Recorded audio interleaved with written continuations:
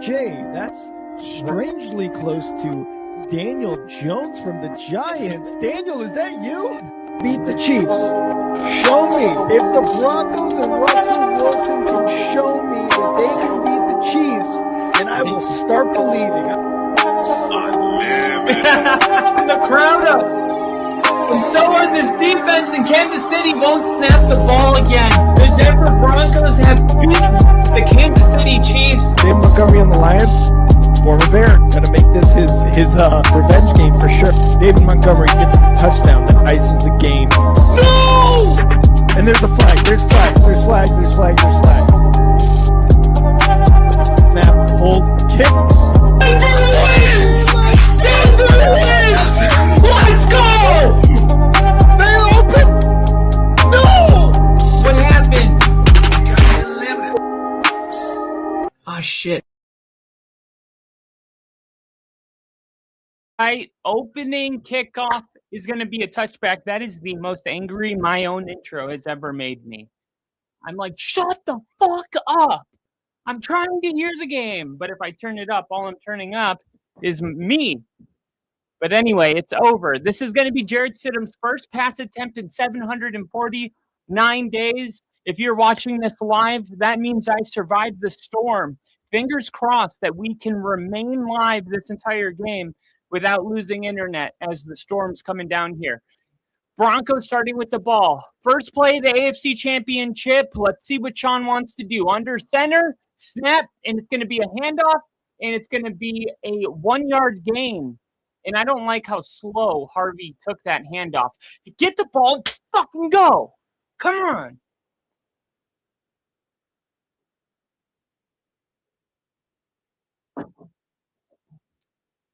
All right, also another thing, because of all the storms, please, please, please, I may be behind you by a couple plays. Do your best to let me experience the game organically. We got some others in the chat we're going to hit up in a second, and they're going to hand it off again on second down. There's nothing there. And put Jaleel McLaughlin in. Jesus Christ. This guy keeps taking the handoff and just standing still. Do something.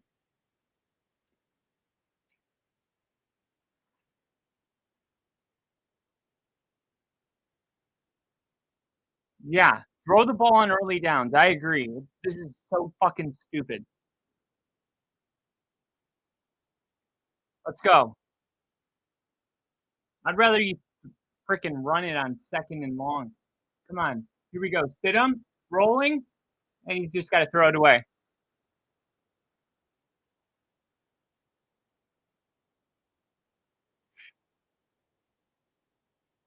Flag? What's all the whistles?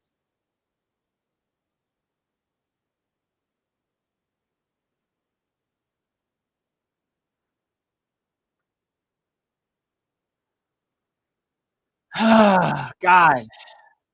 We're going to learn. We're going to learn today. Fuck, man. This is so fucking dumb.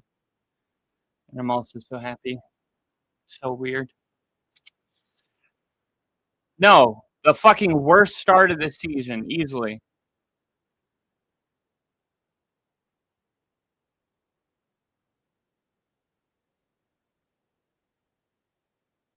We're going to have to punt the ball exceptionally well today.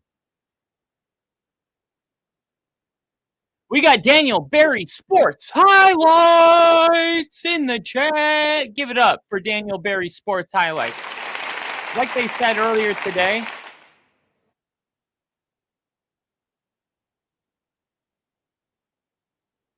they said, look, this game is not on Jared Stidham to win. This game is on our defense. It's on Sean Payton. It's on our punter. It's on our kicker. It's on the fan base. It's on everything. And it's on this crowd. And the fact that I can't, you guys are turn the fuck up right now. I will come and take your tickets from you. Let's go. Let's go. We got Ginger and the one and only Nick. Ginger. Drake May. What? Oh, I was trying to be nice, but all right. Mike Vrabel. Oh, all right. Sean Payton. Okay, awesome. All right, okay. 2nd and 5. Drake May, handoff again. 0 yards. Let's go. Let's go. Let's go, let's go, let's go, baby. Come on. It's 3rd down. You see, I got the shirt on. Bo Nix is at the game right now. He's in a box watching the game. Also, he released a hype video last night that he narrated for the Broncos fan base. Go check that out on the Denver Broncos pages. 3rd and 4. Coming off the edge. It's almost intercepted. Oh, my God. Hufunga could have pick-sixed it. Oh! That hurt. Incomplete. Oh, Hufunga! Oh, my God. Oh.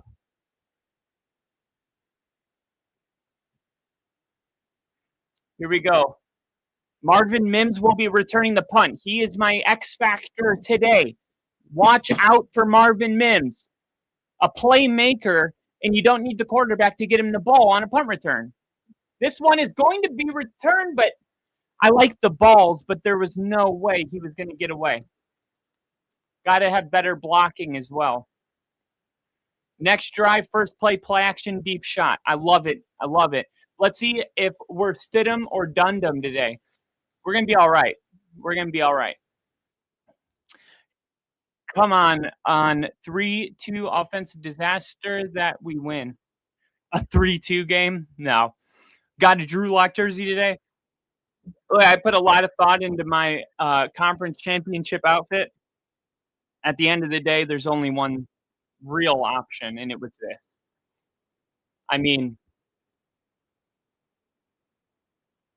you know. Hey, and look,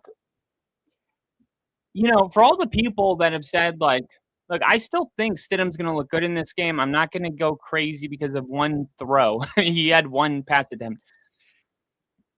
However, I think that there's a lot of people out there that are going to come away from today's game with a lot more respect for Bo Nix, because when you're watching somebody, whether it's evade the pressure, right? Rolling out, oh, I'm going this way. No, I'm going that way. Buy time, backpedal, throw the ball. When you get used to that type of quarterback play, you start to believe that it's not as special as it is.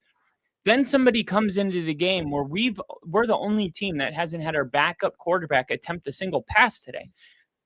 So we're not accustomed or pruned for this moment. And we see Stidham go in and we see how different it looks. And they're totally different quarterbacks. I get that. But I think that there's not just Bronco fans, but I think on the national stage, there's going to be a lot of people that come away from today with a lot more respect for what Bo Nix has done this season, regardless of whether we win or lose, just seeing how different it is without him. All right. Obviously it sucks, but hey man, I think that I'm fully on board with there's a plan and a purpose. I think it hurts and it sucks, but you got to think Bo Nix and Stiddy have been together since they were kids. I mean, he hosted him on his first Auburn visit. Stidham hosted Bo Nix when he was 16. Then when Bo Nix got to Auburn, he replaced Stidham. So then Sean Payton becomes the head coach, and his first accusation is Stidham. And Stidham's thinking, I'm finally going to get a shot. And Bo Nix gets drafted and replaces Stidham again.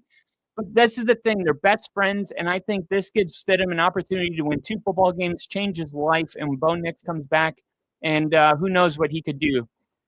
Stidham, Buying time, rolling, throwing, cut, dropped. Get him out of the fucking game. I've seen enough. 2 terrible fucking runs and a stupid drop.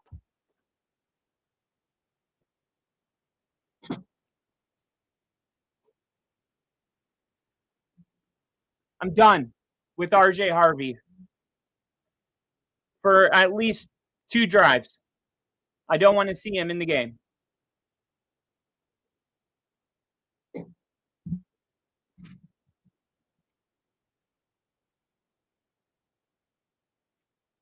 Okay, he said number 19. I'm like, that wasn't Marvin Mims. So, okay, not only did he fucking drop the ball, but he loses body awareness, goes out of bounds, and comes back, touches the ball, illegal touching. Get him out of the game. I'm over it.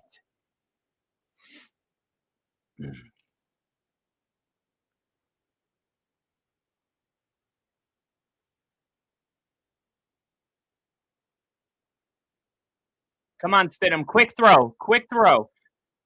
You know they're coming. Quick throw. There it is. God damn it. Gosh!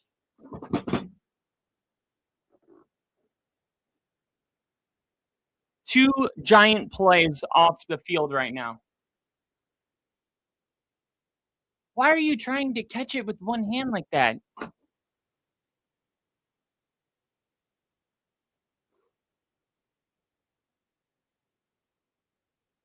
He looks like Bo Nix out there smiling while we're all freaking out. I love to see it. 3rd and 10. Come on.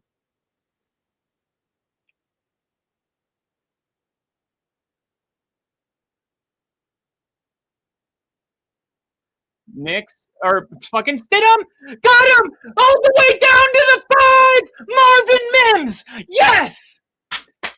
How do you like them apples? Steady City, we are back. What a throw by Stidham. Only bring 4 steps up, plants the foot, and lets it rip. Dime to Marvin Mims down the sideline. Marvin Mims. And if you thought Denver was going down because of Stidham, I told you, it's not happening like this. The Patriots will have to earn every inch in this game and every point. This will be the hardest game for both teams. And that is exactly what the AFC Championship game should be. And that Marvin Mims is being looked at for a possible concussion. He didn't even, what's wrong?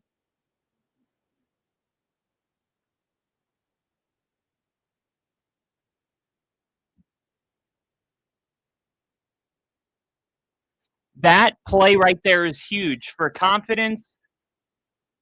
We got Jake in the building. What's up, Morty? Getting my phone turned back on Friday. I miss all of you guys. If you've been trying to call me, sorry. Got a new job working at the W. Here we go. Pat Bryant trying to make something happen and amazingly picks up a yard on what could have easily been a loss of 3.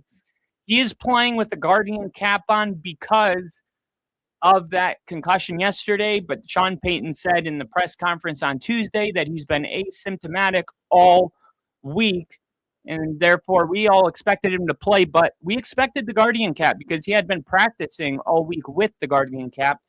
Sean is a very big believer in practicing how you play, whether it's the uniform combos, the helmets, whatever. 2nd and 5. Takes the handoff, rolling right, throwing back at the end zone. Cortland Sutton, touchdown, Denver! Broncos strike first, and Jarrett Stidham gets it done. You heard James Palmer, one of the greatest quarterback coaches, Coach Tom Brady, coaches Mahomes, coaches all the great quarterbacks, and he also is an article writer for NFL.com. He went on the Rich Eisen show and said I'm not even going to go into the comment section until Monday after I say what I'm about to say. But if Stidham and Bo Nix both play at their ceiling, I think that their ceilings are very close to each other. And I feel like this has been, and I'm using James Palmer's exact phrase, Jarrett Stidham is the NFL's best kept secret. And the people out there saying, well, we've already seen him play. We already know what it looks like. No, you don't. Because just like Sam Darnold revived his whole entire career with Kyle Shanahan, and Baker Mayfield went with McVay after having a bad year with the Panthers. Jarrett Stidham has been with Sean Payton for 3 consecutive years. Think about that. The only time we've seen Jarrett Stidham come in is in the preseason, and he played better than Bo Nix in the preseason. And I know it's preseason, but he played better than Bo Nix in the preseason. Do you hear me? It doesn't matter. I'm comparing him to Bo Nix, and they went against the same defense, and Jarrett Stidham played better. I thought that might be a fluke. So the next week he gets the start. Bo Nix doesn't even play in the preseason, and he absolutely shreds the Arizona Cardinals. I mean, he's doing things that are miraculous. Just YouTube Broncos Cardinals preseason week 2.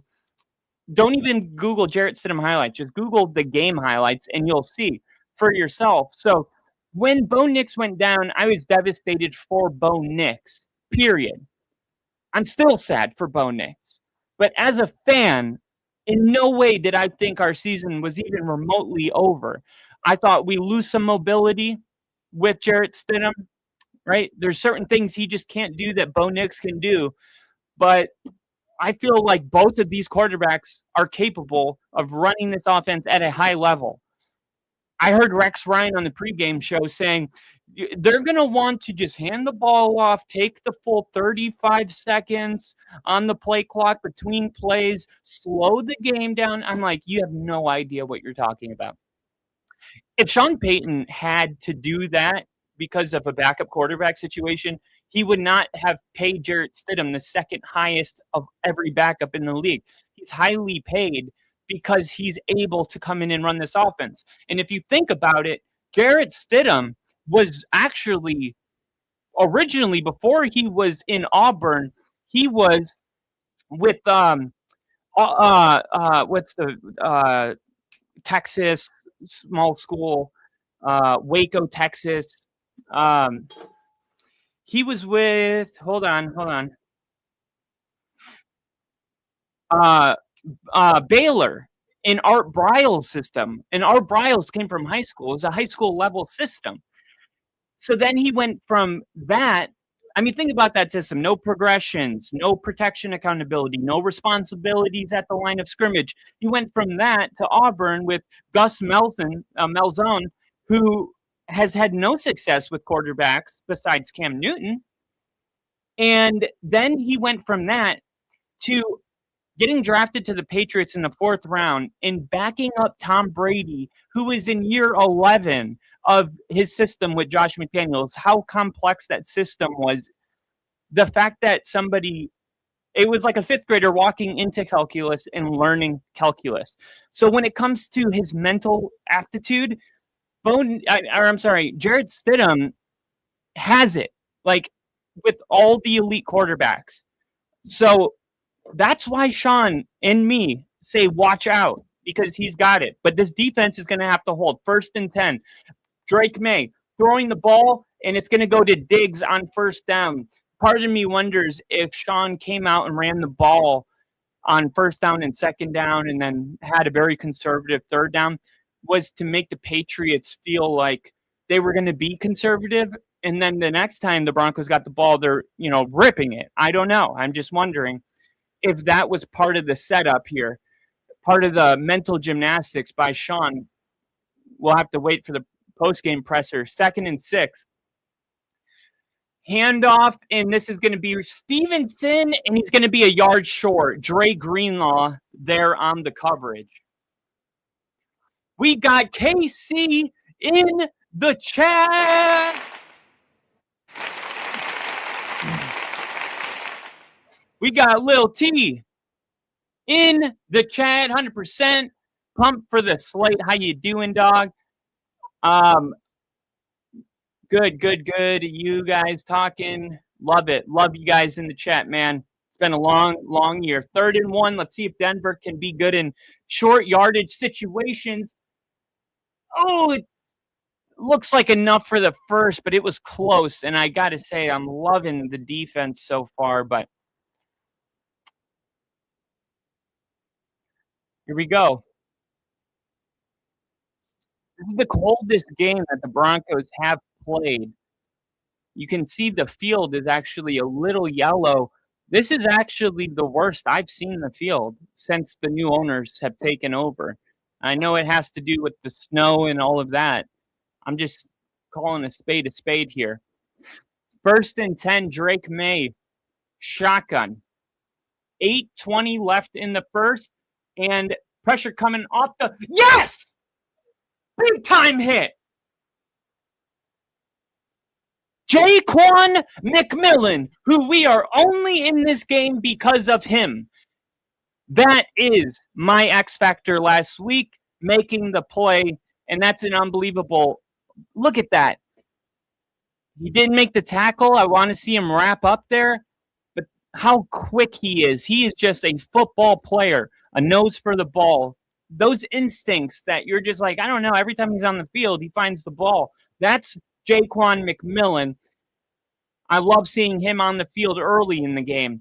2nd and 12, and expect maybe a timeout. No, they get it snapped. That one. Pressure coming. Drake May going deep downfield, and it's perfect coverage by Patrick Surtain. Perfect coverage by Surtain. And Booty and Surtain have been going back and forth all week. I mean, Booty said that the Broncos were going to be in Cancun in 2 weeks. They asked Surtain, what do you think about Kayshon Booty saying you guys are going to be in Cancun in 2 weeks? He said, who? I said, perfect. That's awesome. 3rd and 12. If Denver can get a stop here, this would be massive for momentum. Let's see if Denver brings pressure. They are bringing... Oh, there's a free... Got him! Diggs! Short.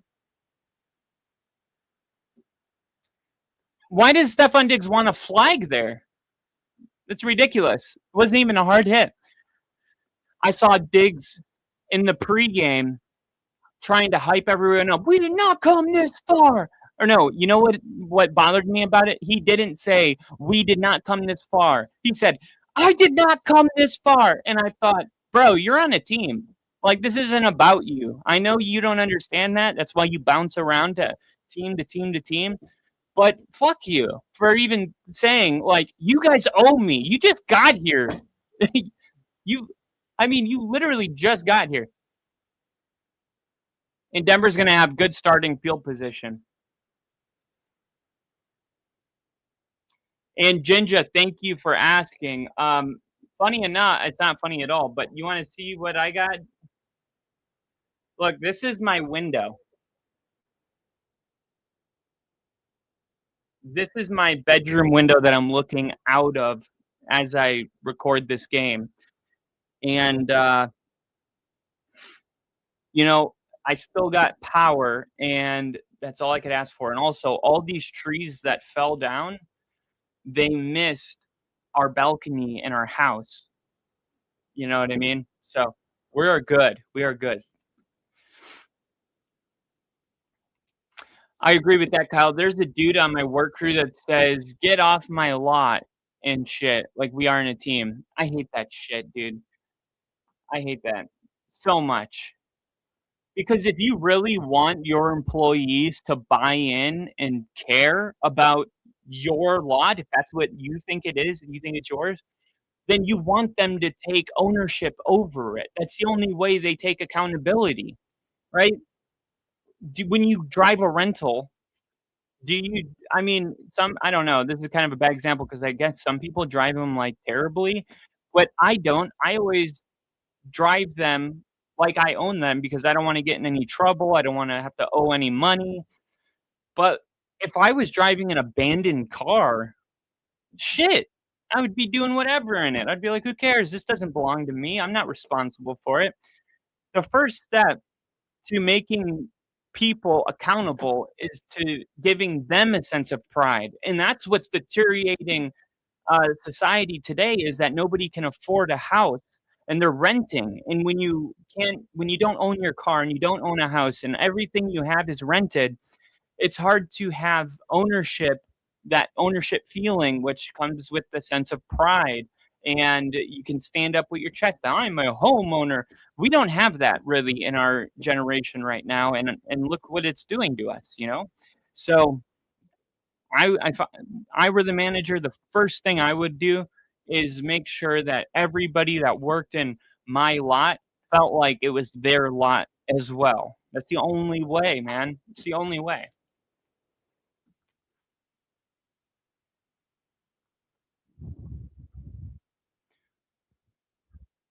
Yeah, I got this. Delete ban user, delete their timeouts. Remember when I accidentally banned Jinja? All right, Barrett Stidham, 3.5 quarters away from changing his life forever. This is the ripple effect right here taking place. Hey, we're good. 48's the mic. Ready, set. And Harvey sidesteps. There we go. Playing with instinct. Finally. Maybe he needed to get warmed up. I don't know, but that is what I was looking for on first down, on second down. He just kept standing there like, dude, there's not going to be a giant hole opening up. You're going to have to make it work. Hit the damn hole.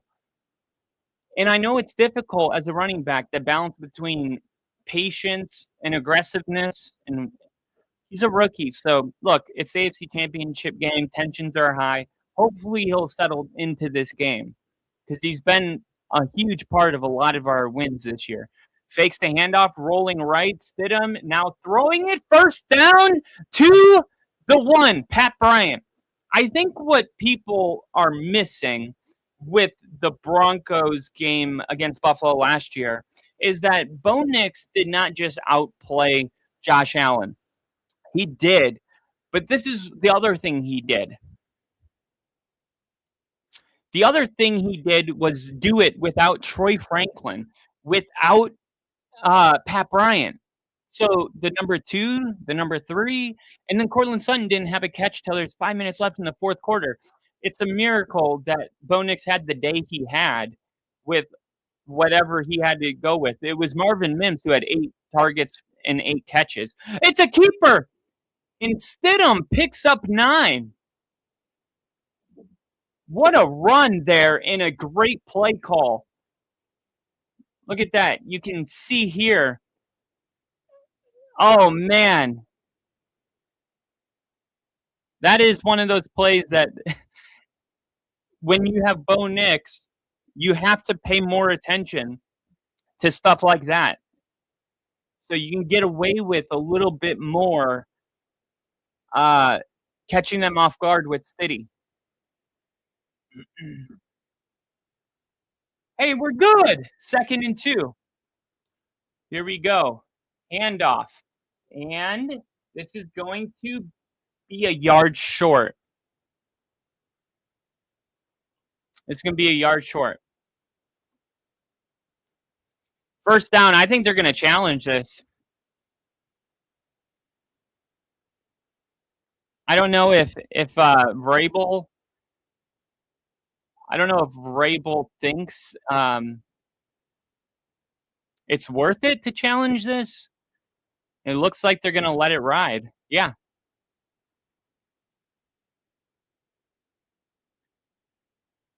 Tom Brady was the first to call Stidham Stiddy.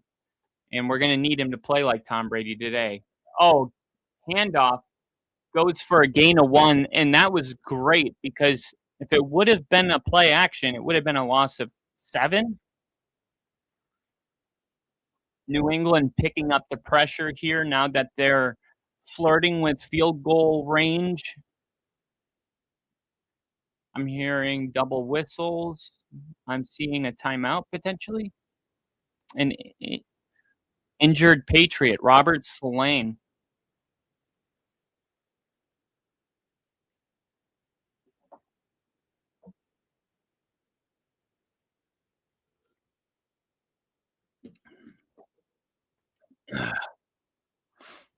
Look at the big ass sandwich. Looks solid. Dude, I can't. I'm like, my nerves. I'm like, I want to eat it. It's hard. I was so hungry, and then the game started, and it was like,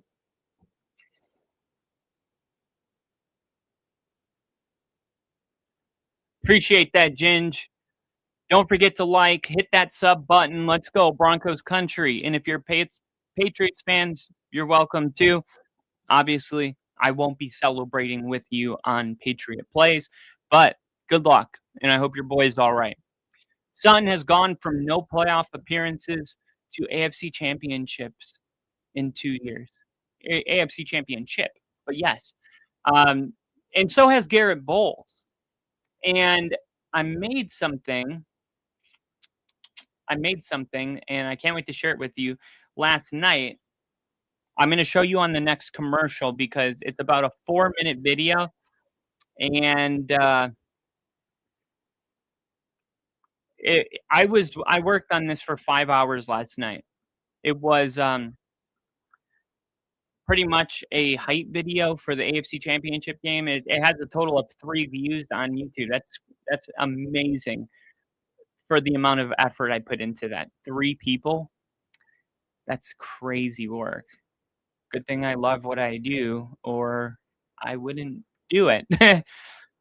If I was results dependent, there's no way.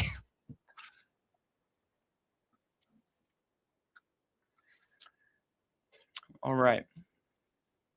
Can't wait to show you guys. Brother Nick, he won't go to the Jets. I see him going somewhere where he can make a difference on a playoff style team. What if he went to the Raiders and all of a sudden Bo Nix and Stidham had a Super Bowl ring and Bo Nix was trying to get one, and then it became this like enemy. No, I'm kidding. They're best friends. They've been best friends for like 12 years, so I'm just having fun. Maybe he should go to the Chargers and replace Justin Herbert so they can win a championship. If he wins, he is my generation's Tim Tebow. Nah, no, you don't understand. Tebow was so bad at quarterback, but he was so fun and he was a winner. I've been friends. If I told you how far back me and Tim go, you wouldn't believe it. But I met Tim Tebow when I was like 12 years old. I played my first Pop Warner Super Bowl on his high school. I'm just saying I'm not a Tebow hater, and I think he should have gotten another chance. 3rd and 9, Stidham. Sutton dropped it. God damn it.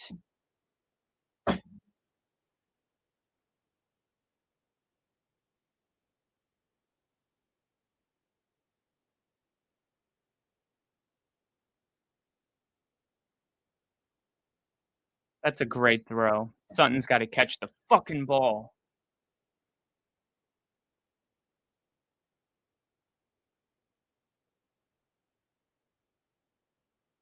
They were talking about watching out for fake punts and all that shit all week.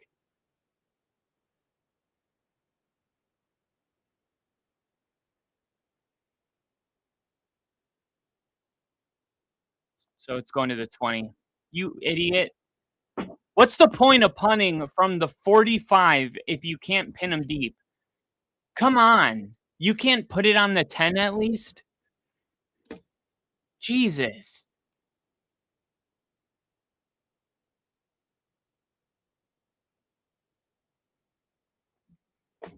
Anyway, the magic of the moment, maybe that would be like reminiscent of Tebow, but Tebow was an AFC divisional game, and it was also against like the Steelers, who were whatever. But the Patriots team is whatever. I'm just saying, like, Jarrett Stidham has a long future at, being a starting quarterback in this league. I feel like Tim Tebow would have been the equivalent if, like, CMC, when Brock Purdy broke his elbow, if CMC took over and beat the Eagles, that would be like Tim Tebow-esque. It was seriously that bad. And all you need to do is look at the box score. Like, he had 316 passing yards. Everything was 316, right? It was 3 years from the day he wore John 316. His average completion was 31.6 yards. So think about that. His average completion was 31.6 yards. That means he had 10 completions. I mean, but hey, we won, and it was one of the most fun seasons we ever had. But, like, Stiddy's a real quarterback. You know what I'm saying? Yes! Sack lunch! That is Q Robinson, who we drafted in the 6th round out of Alabama. A loss of 9. That is huge right there. And we talked about how the Patriots can mitigate the pass rush for Denver, and they need their tight ends and running backs. If you're running a route, hit somebody before you go out. Chip, chip, chip. Nobody even comes close to chipping Q Robinson, and he takes Drake May down 3rd and 15. And here's pressure again, and he's going to have to throw an incompletion. Denver's winning this game. I've seen it. Denver's winning this game. Incomplete.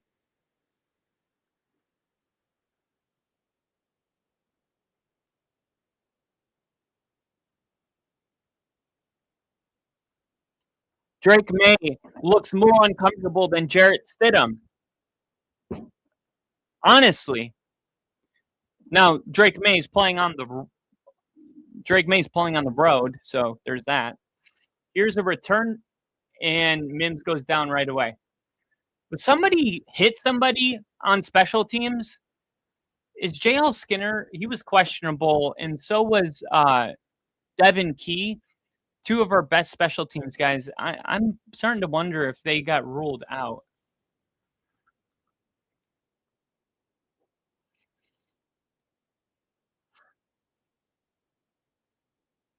Could become a Jet. Could become a Jet. Okay, commercial. Here we go. All right. This is what I made. All right. I hope you guys enjoy. All right. Let me turn this down really quick. All right. Here we go.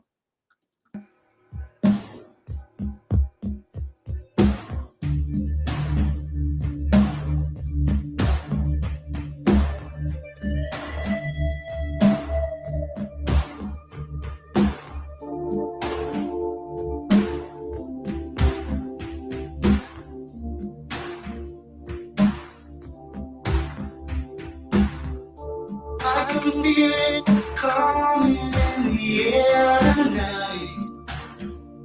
Oh Lord, and I've been waiting for this moment for all my life. Oh Lord, can you feel it coming in the air tonight? Oh Lord. Oh Lord,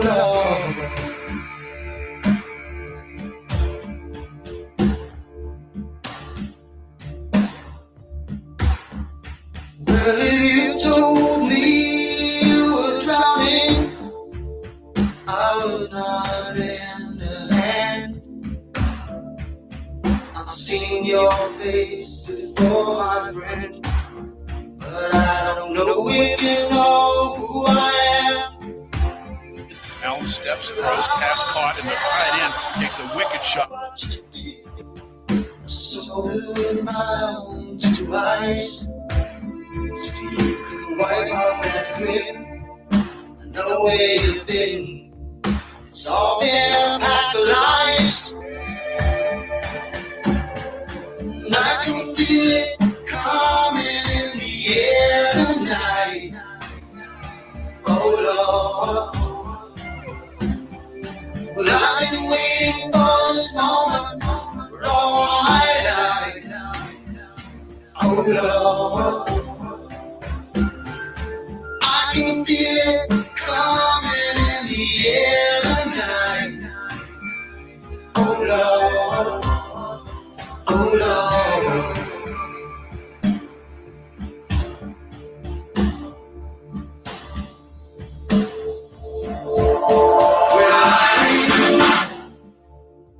I remember, don't worry. How could I ever forget? It's the first Bo time. fractured a bone in his right ankle. He's scheduled to have surgery Tuesday of this week to put him out for the rest of the season. I know the reason why you keep your silence up. Instead, he's ready to go.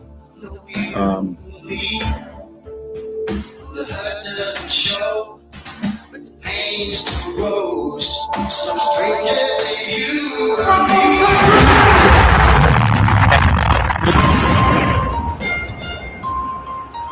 This has potential to be an all-time moment. This has potential to be looked back on as the Just Watch speech.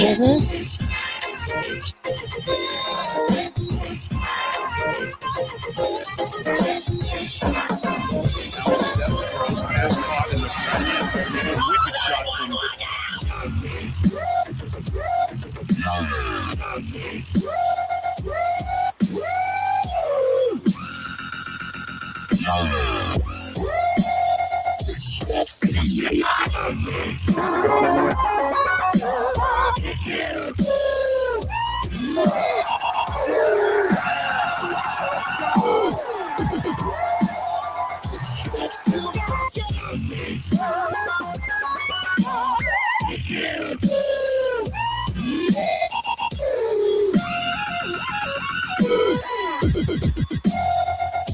We have to make this play. We don't do it all year. It's done.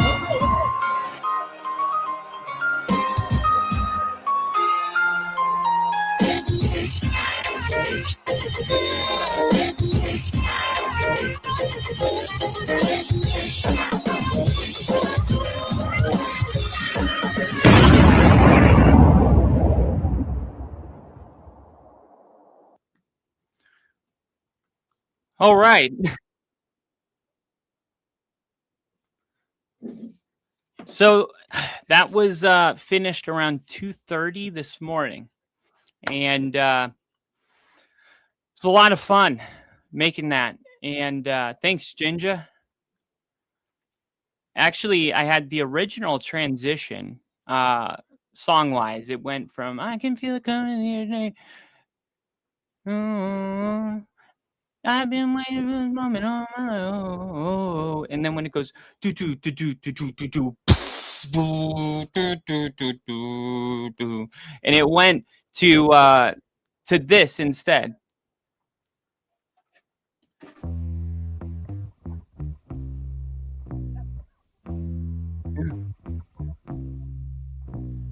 Here, I can turn it.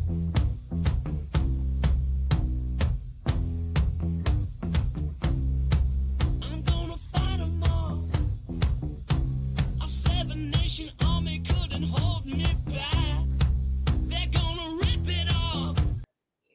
The problem was it wasn't aggressive enough. And I had to make an audible there at the end. Broncos picked up a first down. They had a 6-yard run, and then they threw it to Evan Ingram during that video, which ended the first quarter. So perfect time to show you that video, but we are back. 1st and 10, Denver flirting with field goal range, fakes the handoff, looking, throwing, and it's Jaleel McLaughlin who is going to pick up 2. Good job not taking a loss there. Let's turn this one up here.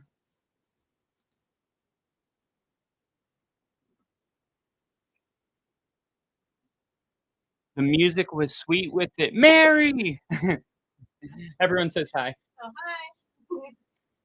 Oh, you were going to go to 7-Nation Army. I was. First song I learned how to play on bass. That's awesome, dude. That's a great one. That could be the only one you ever learned, and it would still be awesome. 2nd and 8. throwing. What happened? Oh, okay. The game's downstairs still, right? Okay, I'm just making sure it's still on. Okay. 3rd and 3. Jarrett Stidham started 0 for 3. He's 6 for 7 cents. 6 for 7 for 74 yards and a touchdown. And when they showed Bo Nix, he was genuinely happy after that touchdown. He was genuinely happy. 3rd and 3. Denver's trying to draw him off. No, they're going to snap it. And a quick throw outside. Perfect placement. Little Jordan Humphrey, first down. And Denver's moving the ball, and they are in field goal range, ready to take a 10 or 14-point lead. Ladies and gentlemen, it is my pleasure to bring to you the one and only biggest penis I've ever seen, except for mine. It's close. It's close. He's got me by an inch. Ladies and gentlemen, the one and only Rick. Yo, I wish I had you by an inch. Don't be so nice. It's huge, Rick. Stop being so what do you call it? Humble. They make the throw and they're gonna get it. Oh, Harvey splits the tackles and picks up 9. That was his best run of the day. It looked like it was gonna go for a gain of 1, and it goes for 9. And Stidham started 0 for 3. He's 8 for 9 cents with 70 or 80 yards and a touchdown. Let me know when they snap the ball on this second down. The storm has me a little behind. Oh, okay. All good. All right. So 2nd and 1. And Stidham under center snap, hands off, fullback, picks up a yard, and the Broncos are 4 yards from the 20, which is the red zone, and a chance to go up by 2 scores. Rick, Drake May doesn't look comfortable at all. No. There was a good play by your rookie linebacker, Hugh Robinson. Lineman. Yeah, he did a really good job in delaying the tight end on one of those plays and being able to kind of stop him just enough so he has time to go sack Drake May, and that was awesome. I love seeing it. Their defense is going to have to win this, but it looks like a complete game so far. Stidham snaps it off, hands off, Harvey again, and Harvey picks up 3. And this has been, I don't know when it switched, but I remember watching around week 8, there was a stat that no team had run for more than 50 yards against the Patriots all season. Oh, really? Yeah, that was like their bread and butter all year. And I don't know if they're still like known as one of the best run defenses in the NFL or if they fell apart. I don't think they fell apart, but you know what I mean? Yeah. Did you want me to do play-by-play or did you want to do it? If we get tied or start losing, can you take over? Yeah, I got you. Stidham looking to throw, rolling to his right. He might run. He looks like he wants to, but there's nowhere to go, and it's going to be 2nd and 7. Yeah, he had some. He was under pressure. Luckily, they didn't collapse the pocket on him there. But I mean, good decision there. If nobody's open, especially when you get to this side of the field, things start to get a little tighter. You know, throws start to become a little more risky. But honestly, good decision, and it was a positive play at the end of the day. So you're still in good position here. You're going to lose some mobility without Nix, but I think the problem was all the receivers were so far downfield. Like if any of them would have stopped, they could have maybe been open. But 3rd and 6 here on the 20-yard line. Stidham in shotgun. Not sure who's back there with him. Might be Tyler Bidet. Ball snapped. It is Tyler Bidet. He's rolling to the right, bottom of the screen, trying to get the edge, and he's going to be a yard short. Close, so close. And I think, what are they going to do here? I mean, this is one of those run defenses, but also a 10-point lead significant, but you're playing with a backup. What would you do? I think I'm taking the points here. If I'm being honest, I'm taking the field goal. You're up 7-0. You can go up possibly 10-0 here. You've got the Patriots kind of their backs against the wall, which isn't necessarily the best position, but your defense is good enough to continue to do that. I think you take the points. I think you take 10-point lead. But we'll see what Sean here does. Yeah, I think what's hard about it is not all 4th and 1s are created equal. And this offense so far has been able to get I don't know, like an average of maybe 7 yards per play. Mm-hmm. So I think Sean feeling the game out is like, we haven't been denied a 4th and short, so Mm-hmm. or a 3rd and short. You know, they've been able to be the better offense. So I think he feels confident that he can get a yard here. Yeah, and if you go with your fullback again, like you did on that last 3rd and 1, 2nd and 1, whatever it was, I mean, it's gonna look good. But why not? Why not do a little play action? Why not? You know, Stidham looked like he had some feet there. I mean, I think he could get the first down rolling out to the outside. I was just going to say, too, like Sean's bread and butter has been all year on 4th and 1. I'm going for it. Everyone's lined up and he throws a touchdown. Yeah. It's always like 3rd and short, 4th and short, and then he takes a shot. And everyone thinks it's going to be an obvious run or a QB sneak. And he's aggressive here, so we'll see. Here's little Jordan Humphrey in motion, and they're going to fake the handoff, rolling back, and it's nothing there. Oh, no. Incomplete. Oof, that was close. It would have only made a difference of a yard. Yeah. And look, if I were in the Broncos room, I would have told Sean that on Wednesday, Mike Vrabel specifically said in his press conference that Sean likes to be aggressive on 4th and short, and it may not be as effective today. And you may just want to, you know, once in a while, if you're always aggressive, you can throw them off by running it there, because they're expecting you to take, you know, some kind of shot, and they were right. Yeah. And you know, it's always like damned if you do, damned if you don't, right? Exactly. You get the first down there. It looks awesome. It's an awesome play. And then obviously you don't get it here on this play, and it's like, oh, we should have taken the points. But it's damned if you do, damned if you don't. So like you said, if Sean feels comfortable in going for it in those situations, but he's still like dominating how much yards they're getting, time of possession. They're at home. The defense is playing as well as they're playing right now. And this is one of the best defense that the Patriots have gone up against. I mean, you're going to be comfortable with Sean's decision-making, whether he does go for it like he just did, or he takes the points, because at the end of the day, you're winning right now. You're up a score. You're up 7-0. And with the turnover, the Patriots are deep in their own territory now, and they've got to go about 80 yards for a touchdown. So against this defense and what they've been able to do so far, it doesn't look great for the Patriots right now. Honestly, like, I love the decision, because Sean is a big proponent in, like, the game has a script and there's analytics and all these stuff, but there's nothing to substitute the way the game feels. Like, you have to feel the game. Like, are we in one of those 6 to 9 type of games? Well, then we're taking the points, right? But this really did feel like a moment that he should have gone for it. I hate the results, and now I wish he would have kicked the field goal. But, like, I think we all felt like that was a go for it situation. It just didn't work out. Yeah, and I think, Crafty here saying maybe with a backup should have taken the points. Yeah, maybe, but Sean's not going to call this like he has a backup. We have to remember that, right? And look, let's credit the Patriots defense there too. They got pressure on Stidham almost right away. He threw a pass, and it came up a little bit short. Again, you got to credit. There's two sides to credit there, and the Patriots defense made a really good play. Exactly, like. That's going to happen in these games. Yeah, exactly. That's how you. But yeah, you're right. Sean's not going to call it like it is Stidham. He's going to call it like it's Bo Nix, and he's also calling it too like Stidham's been in the system for years now. So that as well.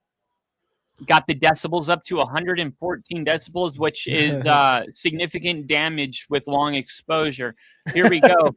Pressure coming off the edge. Cooper, and he's brought down by DJ Jones, Cooper, John Franklin Myers, and everyone else. Sack. Lunch.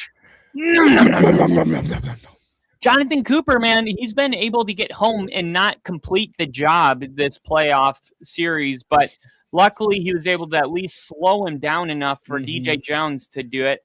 And hey, we got the DJ Jones tattoo right here. There you go, Lily. That should answer the question. He is definitely not a rookie. Yeah, 2nd and 13. Drake May back to pass. taking a shot downfield, and it's incomplete. Bunga able to break it up, and that was Booty, who said the Broncos in 2 weeks would be in Cancun. And they asked Surtain what he thought about it, and Surtain said, "Who?" He said that? He said, "Who?" Yeah. I love that. I love that. So there's been, some chatter in this day and age. The trash talking happens mostly on social media, and still on the field a little bit, but a lot on social media it's been going this week. Drake May looking to throw, taking a shot, caught, and that's his first completion. I feel like, I don't know, maybe it's not, but Mac Hollins, you forget that guy's on the Patriots. Yeah, he came into the Broncos facility banging bottles, doing like something really cringy. He was like, "Oh, Broncos come out to play." Yeah, like something like that. Yeah. Wow, we almost didn't catch that. Yeah. All right. That is kind of played out. I still don't know what that means. Here's a hand up. And 2-3 yards. It's from a movie, The Warriors. Okay. Yeah. It's like an 80s movie, early 90s. I forget exactly what it was, but yeah. I must have missed that. That whenever that was the thing. I must have missed the theatrical release on that one. Yeah. Yeah, punt, look at that. Punt. First 3 possessions, all for what? -5 yards, so 12 yards screen net shaking. Total. Jesus. You got the screen shaking on McDaniels. This one's a little more stable. 2nd and 8. Singleton out there with one nut. Here's a throw, middle of the field. So they did a special on Singleton before the game started, and they did like a sit-down interview. Did you catch that by chance? No, I didn't. He has one ball? He has one nut because of the cancer that they had to remove. Oh, really? And he kind of went into all that, and like now his nickname's Single Nut, and like, and it's just amazing, dude. Like this guy played last year an entire game on a torn ACL. Yeah, and then he missed like 6 days with his cancer removal, and he leads our defense in tackles. Like, talk about heart. Yeah, this is a big 3rd down. Here we go. Broncos sending 4. Drake May stepping up, pressure, sack, lunge, and they're gonna have to punt it. They're gonna have to punt it or risk a very bad thing, and they're coming off the field. Yes. Wow. Yes. Brother T in the chat. Brother T. Uncle T now is what he's saying. He's like, I'm Uncle T now. Wow, what a great job by just rushing forward there by the Broncos and being able to get that pressure and then coming up with a sack. 4th and 3, so the Patriots are going to punt here. Whoa, close to being blocked, and it's going to be fair caught at around the 18-yard line. That's where the Broncos are going to start their next possession. Look, man, I mean and that's where this like 4th down decision making goes. Like Sean Payton was like, you know what? We have the defense and we can get pressure with 4. And they did that, and not only pressure, but they got a sack. And now the Broncos are starting near the red zone line, and the ball's back in Stiddy's hands. Yeah, and the other way to look at it is we're all the way back on our own 10 now. Like, damn, we got a long way to go. But you know what? Yeah, I guess. When you have the defense we have, I don't know. Like, to me, I said this with Ben Johnson not going for 2 after the Hail Mary play. That wasn't really a Hail Mary, but whatever. You know what I'm talking about? Yeah. Don't come to these games and change your personality. I absolutely, like, if you're an aggressive person, live by the sword, die by the sword. All right? Because when you get to this point and you're like, okay, we need to play different because the stakes are higher, you're taking your team completely out of their mental rhythm. Like it's weird to do some, like, even practice habits, game film, sleeping habits, medications, diet, everything should stay the same in the postseason as it was in the regular season if you were executing at a high level in the regular season. And most teams that get to these games, that is the case. They were executing pretty high all year. So don't be Kyle Shanahan and get to the NFC Championship game and start running the clock out on yourself because you have a 4-point lead. Yeah. I mean, it's like, would you do that if it was week 2? No. Mm-hmm. So why are you doing it now? And that's why he loses most of them.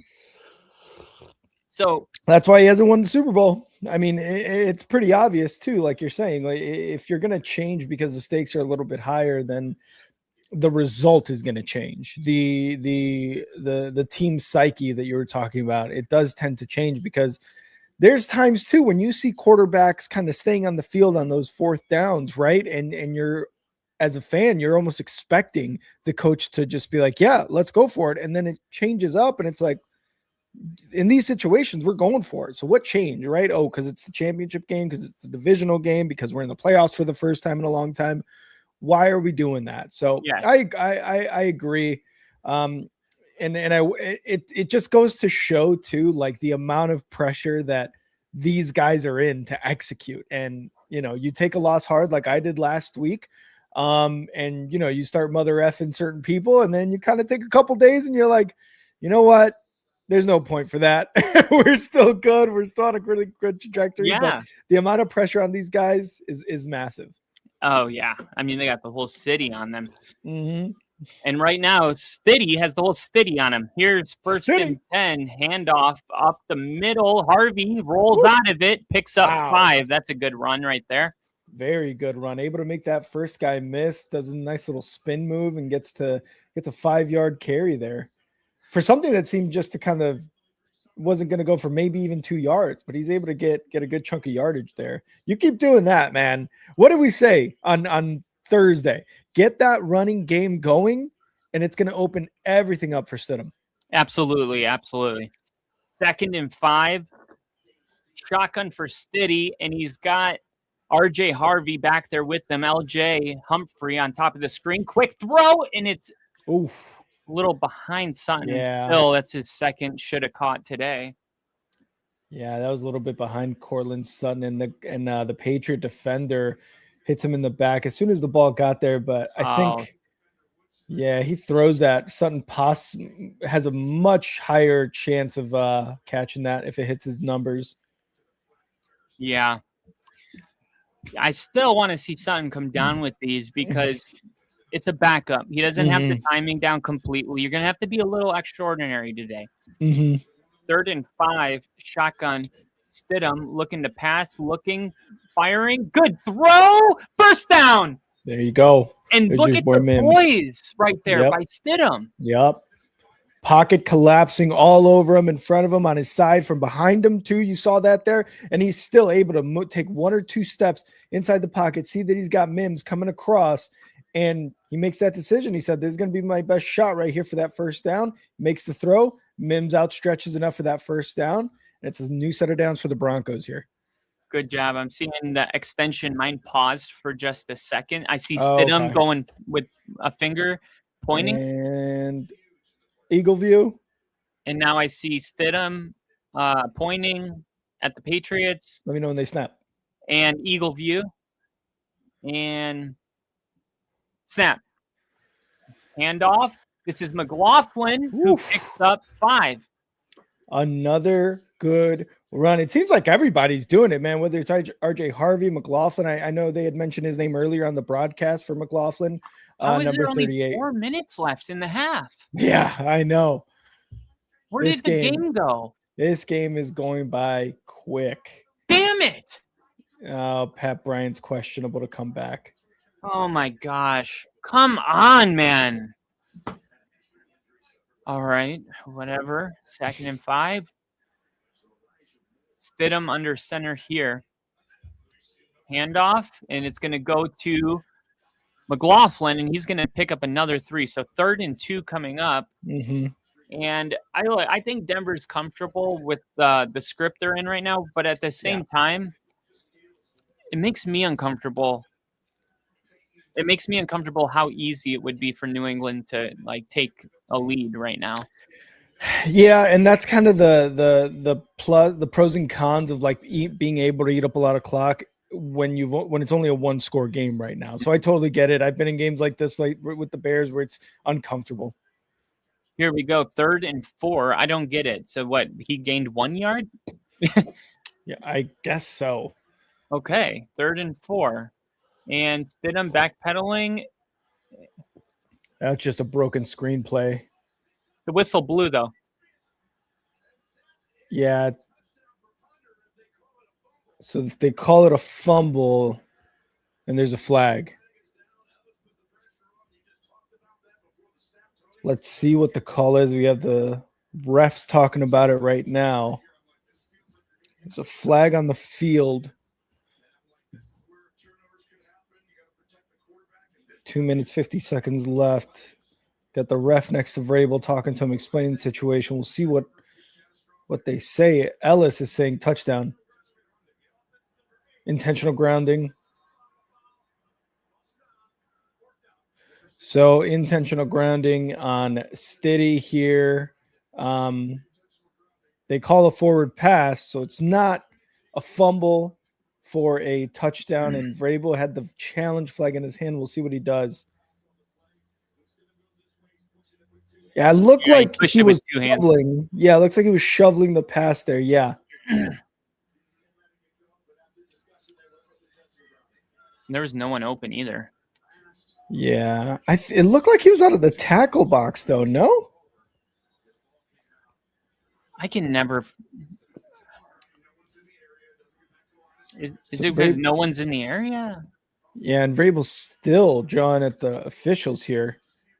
And challenge flag still in hand. He hasn't thrown it yet. I don't think he will. Still talking to the white hat.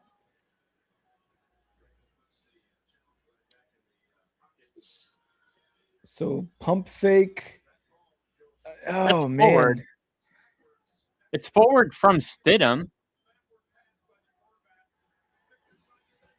Backward pass by the quarterback, picked up by New England, touchdown New England.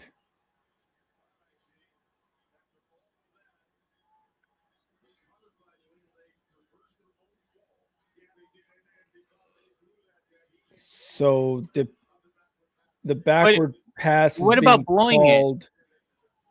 I don't know. Because the Broncos stopped when the whistle blew. Let's see. And pass, but so it looks like where he released it was the 15-yard line, at least from the angle I'm seeing, and the ball went backwards, which is backward pass, lateral, whatever you want to call it, and that's what the refs are calling it here, is where he let go of the ball went backwards, landed it around the 13-yard line. Oh, so it's not a touchdown Patriots, it's a Patriots recovery. It couldn't, because they blew the whistle and then the other team stopped. But I mean, a good starting point. Quick throw to Booty. I think that's his first catch today. Third target. 2nd and 4. Yeah, I guess that's what they're calling it. Like they said, a backwards pass, because where the ball was released, it was where it ended up was 2 yards behind the release point of Stidham's hand. And so the Patriots are covered, but because they blew the whistle, that's where that's why they're starting here at around the 12. All 2nd right. and 4. Drake May in shotgun. Ramondre Stevenson back there with him. 2nd and 4. And May's going to score. Yep. Touchdown, Drake May. At least they did it quick.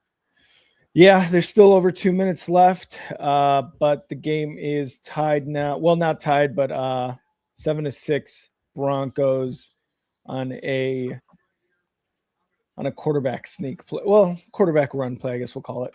Not really a sneak.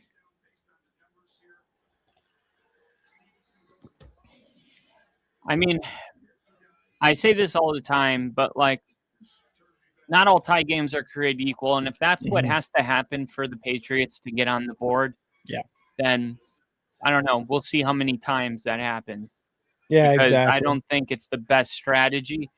I've seen us effectively move the ball. Haven't seen it from New England. I mean, I saw one good play there, but if that was on their own 20, it would have went for 10 yards, not a touchdown. So yeah, you almost wish that Stiddy took the sack there, so at least you could line up for a punt. But I know what he was trying to do there. He was just trying to make something happen and not necessarily lose the yardage, more or less just get an incomplete pass for man. the And punt there. you just don't realize how fast and athletic Bo Nix is until you have the contrast of another quarterback coming in. Yeah. And you're like, what is the deal? Why can't he get away? And it's like, well, okay, maybe people can appreciate what Bo Nix has been able to do this season as far as creating space, being able to not be the least. I mean, look, since Bo Nix entered the league, he's the least sacked quarterback in the NFL. And it's not because of like a lack of pressures, because as you see, when you put a different quarterback in,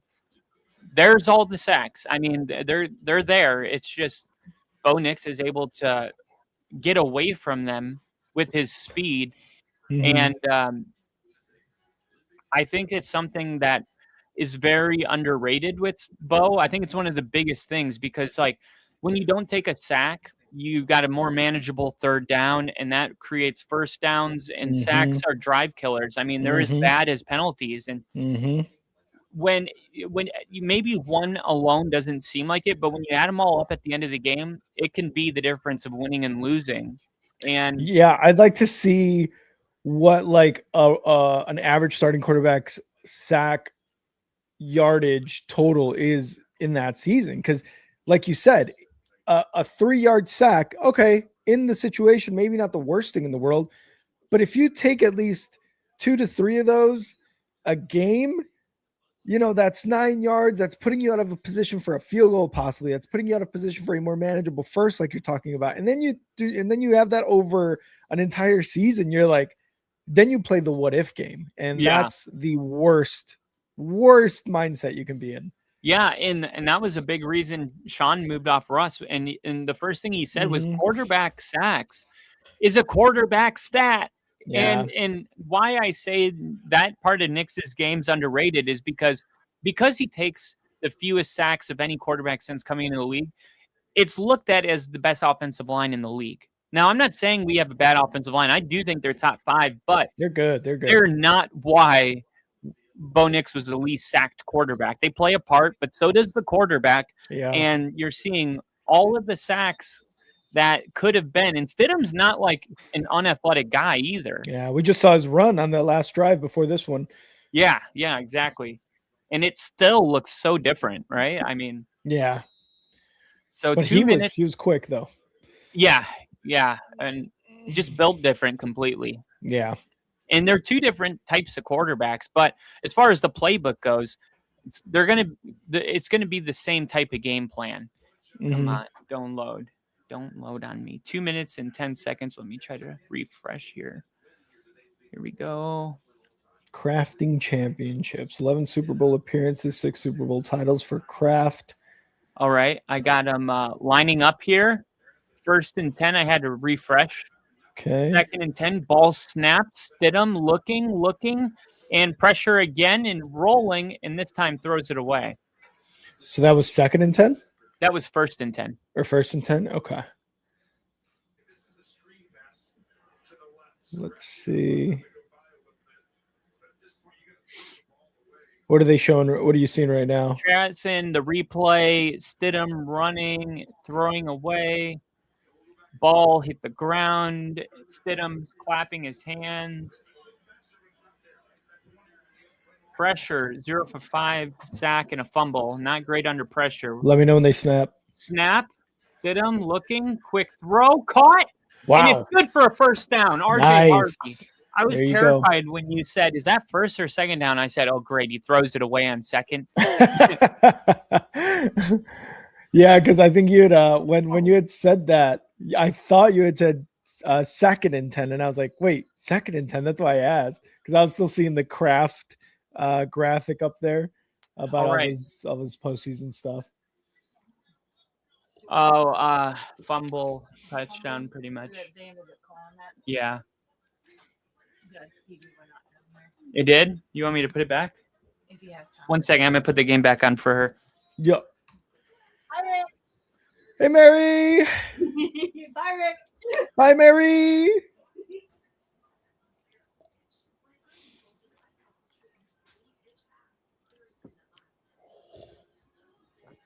Oh man, my allegedly pirate stream is down, so I guess I'll rejoin the game after half. No, Nick, that sucks. I and Kyle's going through the same thing right now. It's down, so I guess I'll rejoin the game after half. Hopefully, you're able to get it back. But 1st and 10 here after that throw to the running back. I forget who that was, the running back. It was either McLaughlin or RJ Harvey who got that for the first down. But Broncos effectively moving the ball here, guys. They're effectively moving the ball. I know there's a lot of time off the clock, and then it gets into this situation now that they're tied, obviously, but that defense for the Broncos is still making stops. They're still going to be able to make stops, and as long as you keep them kind of on, the Patriots staying deep in their own territory, I have total confidence in this Broncos defense to make stops and to prevent any big plays and scores. It's funny. I got this shirt at Bo Nix's first home game as a Bronco, and Nice. this hat. Which one what is that? Just like a Denver Broncos hat, or Yeah, is it a Bo Nix hat? Oh, okay. Oh, that's a cool one. I like that. yeah. It was the best one, I think. It was the best hat available. No big deal. No big deal. Ugh. Yeah. All Where right. is Mile High Stadium in reference to downtown Denver? In downtown Denver. It's in downtown? Yeah. Okay. That's sick. Look, like there's downtown Denver, and then across the street, like that view was from the stadium, if that makes sense. Oh, okay.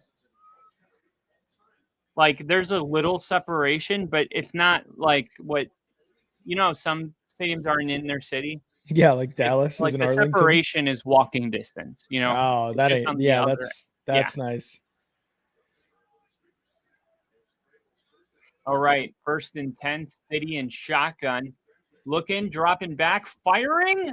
Oh, come on, Oof. Humphrey, get your head up, dude. Oof. Come on, dude. 2nd and 10. Why is your head down? Yeah, that's my bad. Fucking right. Dude, that's Oh, great. That is man. great. Pay Right as he attention, cut. dude. Right as he cut. I would tell these receivers, like, if you're coming out of your break, expect the ball. Yeah. The timing, though, I mean, it's a serious disadvantage. Like, these receivers don't know what Stidham's into, Mhm. So here's 2nd and 10, empty backfield this time, and pressure coming, and they get to him. Sack lunch, num num num. That's what you should expect from the Patriots. That's the kind of sack lunch you guys should expect. Got to get him an outlet for pressure. Yeah. And he had it. He had Sutton. He was hoping that his line could hold, and nobody did. I mean, Miners got beat. Bowles got beat. Yeah. It's a good swim move there by the defensive tackle of the Patriots. This offensive line, man, I really think they need to do better. It's just not good enough. Yeah. It's got to be more personal than this. Put Let's your see hands on someone. See if Stady can get one more throw off for 1st down here. 1:50 left. Yeah, probably going to just be a screen here. Let's see. Quick throw underneath Ingram, who stops and takes it to the 50. Wow. Interesting. Timeout by New England.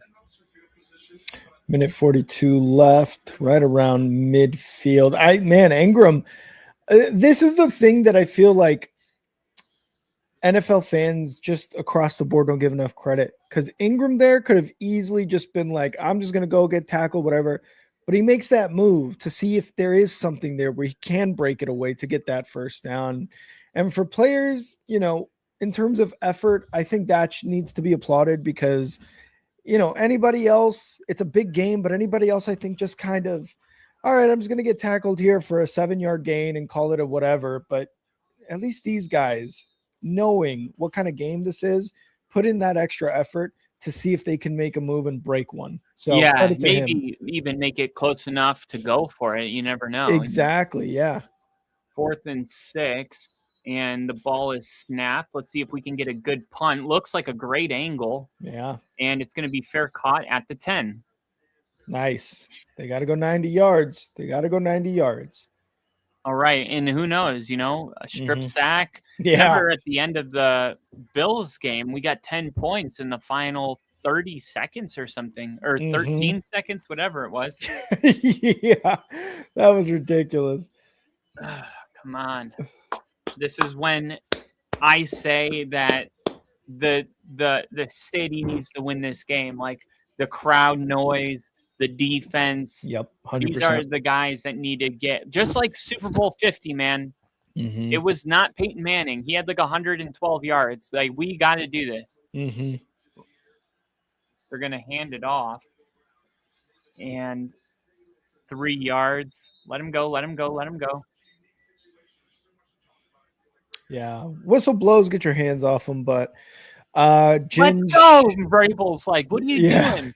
I know. Yeah. I hate that feeling. I'm okay with it right now, but I hate that feeling when you're like, where's the hurry? Like, do you guys know what game you're in right now? Exactly. Pat Bryant is questionable, Ginge. Dropped it. Oh, nice. Stops with 1:03, and we have a timeout remaining. Yep. So if they don't get this first down, come, please. If they, for any reason, what a bad drop. I mean, I would think it would be an incompletion, but if they get a sack, then Denver's going to call that timeout and have a chance to kick a field goal to end this thing, and then kick it to the Patriots to start the second half. So this is a huge third down. Oh, Patriots receive second half. Quick throw, and it's going to be short. Wow. Justin 3 Strnad, yards short. right here. There it is. Strnad right there. If we win the Super Bowl, timeout. I got the team tatted. That's so cool. Who do you have? Strnad? DJ Jones. DJ Jones. Do you have Miners? Quinn Miners. Yeah, he's right. Yeah. On the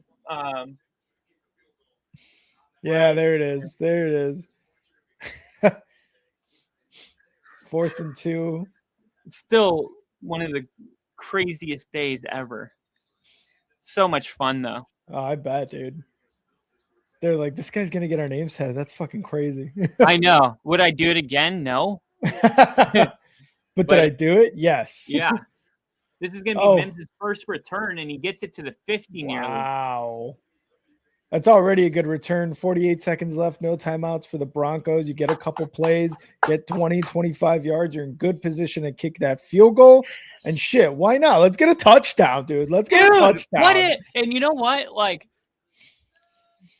I feel like young coaches on that 4th and 5 would have wanted to go for it. Like, I just feel like, hey, like, we haven't gotten anything in a while. Do we really want to give the ball back to them and have them score and then get the ball again? And then they kind of panic and go for it. The poise for Sean to just punt it, I've seen this time and time again. He punts it, and we get the ball back. And even with one timeout, we get the ball back, and it worked again. Yep. Here we go. Quick throw, Stidham. And it's Harvey who bounces out of one. He gets out of bounds on his own.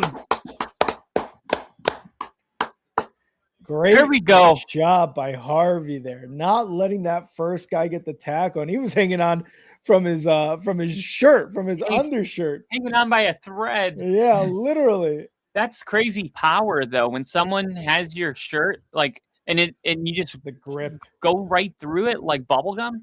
Yeah, the grip strength is crazy there. 4th, or I'm sorry, I don't know what I was trying to read. 41 seconds. 1st and 10. Stidham rolling to his right, then stops just to buy some time, and he's going to have to throw this away. And they were waiting for maybe someone to get open. I like the play design because it seemed to buy Stidham some time, but it also makes your throw a lot farther. Yeah, back like that. And that's one of those situations, even though it only took 6 seconds off the clock, where you're hoping, hey, maybe let's play some get wide open wide receiver play. You know, like it's not an actual route. Just try to get wide open. Let's see if we can get some yardage here, but try to go out of bounds at the same time. And I expect these to be Sean Payton's best calls right here in this situation. Here's a shotgun for Stidham and a quick throw down out of bounds, and the clock will not continue to run. And I love seeing Cortland Sutton get a ball down because we know he's a very rhythm guy. He got his first catch with 5 minutes left last week, and then he had like 4 catches. Oh, after he did? Yeah, Damn, he I had didn't the even know big that. third down before the touchdown to Mims. Oh, wow. I had no idea. So he's got 3 catches, actually. I couldn't remember the other 2, but all right. Third and 4, but I would say they're in field goal, right? Oh, yeah. The 35, absolutely. Here is the snap. Stidham looking, rolling to the bottom of the screen, and he wants to pump it. There's nothing. Goes out of bounds. Good job. Good job. It's a 54-yard field goal.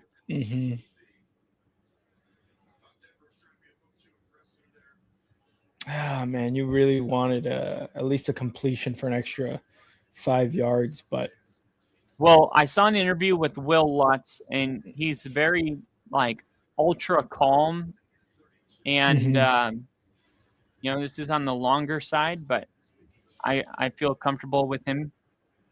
Let's see. Here we go. Snap, hold, kick is missed. Oh my God.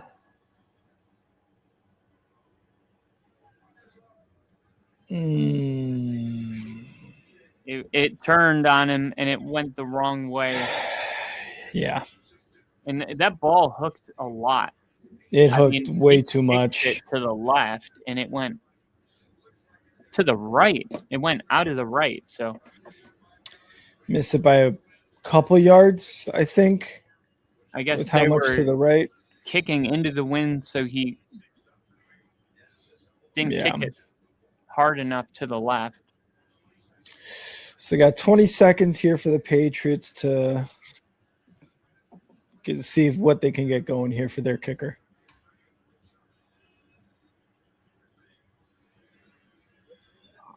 Off the ground. Yep. And slow to get up. In! Come! Please!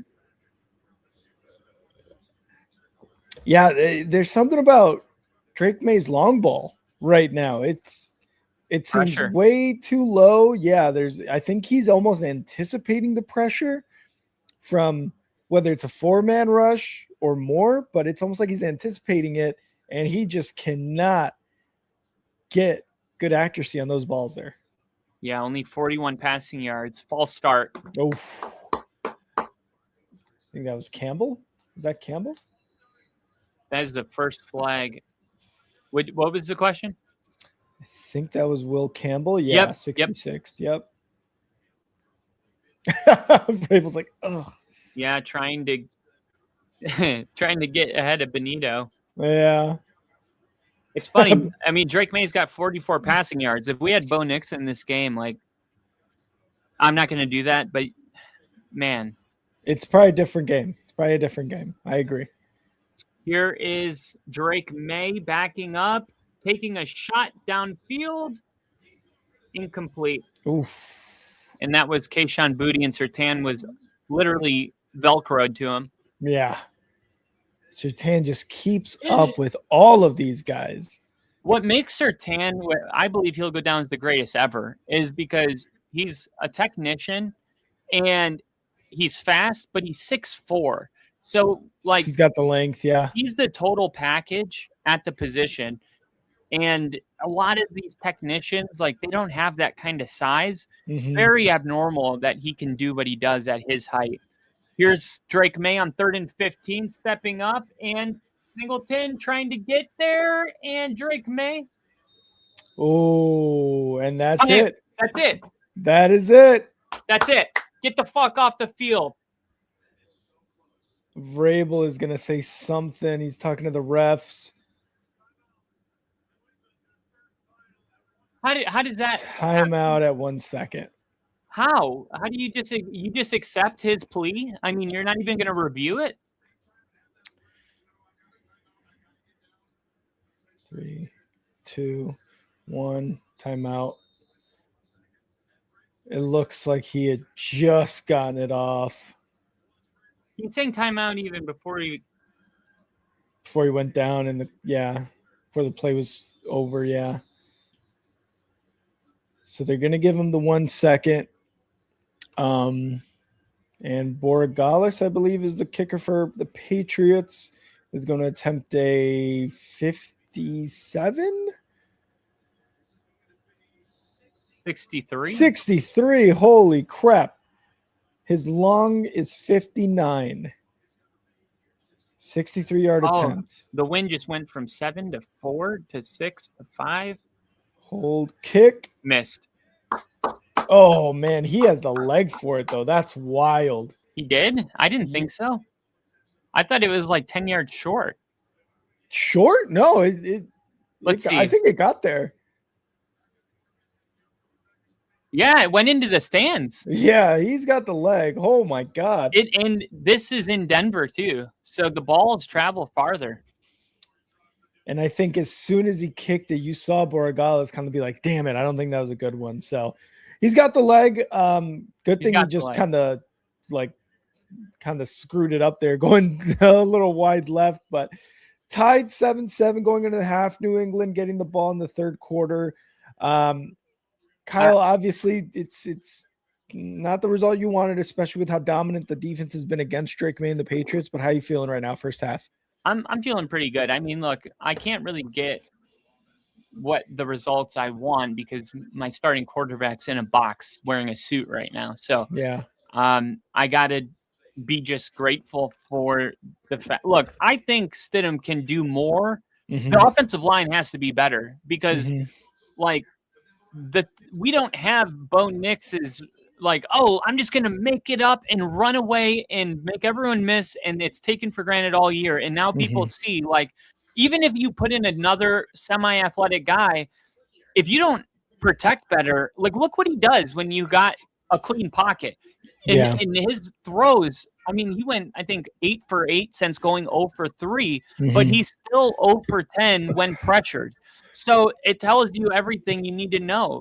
The key to winning this game is to protect Jarrett Stidham, and defensively, they don't need to do anything different. I mean, you went through an entire first half, and the guy that is supposedly second or first in MVP had 44 passing yards. Yeah. I mean, this defense is incredible, but Stidham, he'll be okay if we protect him. And this is supposed to be, like I said, one of the best offensive lines. I think they're a little overrated as a Broncos fan because I always see Bo Nix having to be a miracle worker to produce those stats that he wasn't pressured tonight. And everyone goes, yeah, he's, spoon-fed Sean Payton with the greatest offensive line. And I'm like, oh, my God. But this game is going to show us a lot about Bo, and it's also going to show us a lot about Stidham. But if they can't keep him clean, you're asking for the defense to win the game kind of like they did in 2015 against the Patriots. But I feel like Stidham, if they can keep him clean, he can score a couple more touchdowns downfield. Yeah, and especially with how well the running game has been. And I think the running game has been something of a question mark over the last 3-4 years, I would say, right? It's been hard to really solidify a back. It seems like RJ Harvey has done really well. J.K. Dobbins has been a really good addition to the team as well. But in this game right now, I think they're doing exactly what they need to be doing to give Stidham those chances. And I'm agreeing with what you're saying. It's like if the running game is doing really well, which is something that needed to be done for Stidham as a backup quarterback, we have to see those returns from the passing game, and namely Stidham. And yes, the offensive line too, like you said, has to do better. But the running game, is one thing that we definitely focused on Thursday when we were previewing this game. So, how you feeling with Jaleel McLaughlin, RJ Harvey? Is J.K. Dobbins in the game? I'm not too sure. J.K. Dobbins was ruled out, and I guess his his target recovery was if Denver made the Super Bowl, he would start. Oh, okay. So So in a I couple guess he was weeks. ahead of schedule. Nice. And I don't know. I heard all week that he was like full speed, and then Friday he was ruled out. So whatever. It's gonna have to be RJ Harvey. I haven't seen a ton of McLaughlin. Mhm. But man, I gotta say, like, the only reason the Patriots have any points is because Jarrett Stidham. I mean, like, Yeah. you got to feel good about that. If you're a Yeah. Broncos fan and you don't feel good about that, you're wrong, because that's the only reason the Patriots are on the board, is because of that fumble that Mhm. Stidham threw it behind him, and they recovered it on the 6-yard line or so. So Yeah, something like that. Yeah. I don't know, like, if the Broncos don't lose the game, I think they can win the game. Mhm. But Stidham has got to be better though, for sure. And they're showing a couple replays here. Oh man, what a throw there! It looks like the one that got the deep throw to the right side, Stidham made. Good job on the play action there. Had the wide open. Was that Cortland Sutton who caught the touchdown? Oh yeah, Sutton. Wow, nice in the corner of the end That's zone one of too. his catches. Was that the 12 for first 21. drive or? That was the second drive. And Oh man, that's gotta feel very nice for Stiddy. yeah. And then all of a sudden after that, the offensive line didn't do as well of a job. But this is really the story. And I think when I said destiny about this Broncos team, this thing with Bo, it sucks. But if you look back on how we won the Super Bowl in 2015, it was because our defense was the no-fly zone. I mean, go look at how we harassed Tom Brady in that game. And it was here in Denver with these fans. And I feel like, of course, if we're going to get back to the Super Bowl and win it, it's going to have to be just like Super Bowl 50, which was in Santa Clara. It's all very so. You want to even know more synchronicities? On this weekend, there was the AFC Championship game, but also in Tennessee, I found out this is the worst like winter storm since the weekend of the AFC Championship in 2015. No way. That happened this weekend. No way. That's wild. There's been so many things. I mean, my son being born. Yeah. That's a big one. It just feels like, to me, that we're destined to go to the Super Bowl. I don't know if we'll win it, but when this season started, I said Rams Broncos, and we are one half away from getting there. I mean, that is crazy that we're a half away from going to the Super Bowl. I know, dude. It's got to be an awesome feeling. I mean, I obviously haven't felt that since 2007. But you feel it for me a little, like you vicariously are living. Like, absolutely. I feel like if it were you, I would be like, oh yeah. This entire week, I've been like, the Broncos are a game away. Like the Broncos are a game away. So I like, try to enjoy it, every day instead absolutely. Because you're always like, I can't wait till Sunday. I can't wait till Sunday, and it's like, try to remember to enjoy the ride. Exactly. Yeah. No, man, But it's exciting. terrifying. Yeah, it's terrifying. It's exciting. It's frustrating during the game. It's also like you're super happy during the game when good plays happen and you get a lead or you get a touchdown or anything like that. But it is very, very nerve-wracking just in general, I think, when you're in the playoffs. And to be honest, even during the season for me too with the Bears, because obviously we're coming off a 5-game season or 5-win season. And for the Bears to have the season they had, there was never one game, maybe the Browns game, that I went to where I was like, I feel good. You know what I mean? Like regardless of winning streaks, regardless of losing the way we've lost, it's always like, man, if we can win this game, we're looking good. We're at 6-3, we're at 9 and whatever. Like it's just nerve-wracking 24/7 being a football fan. And I just feel like Bo Nix needs to come out of the booth and go to the locker room right now. And I guarantee you that's the plan. Oh, I know he's in the locker room. I absolutely. I think as soon as Borregales missed that kick, he was on the way out. Exactly. I have something to show you. I've already seen your penis, Kyle. Jesus. Again. All right. So this is what I think is happening right now. Are you ready? Yeah, let's do it.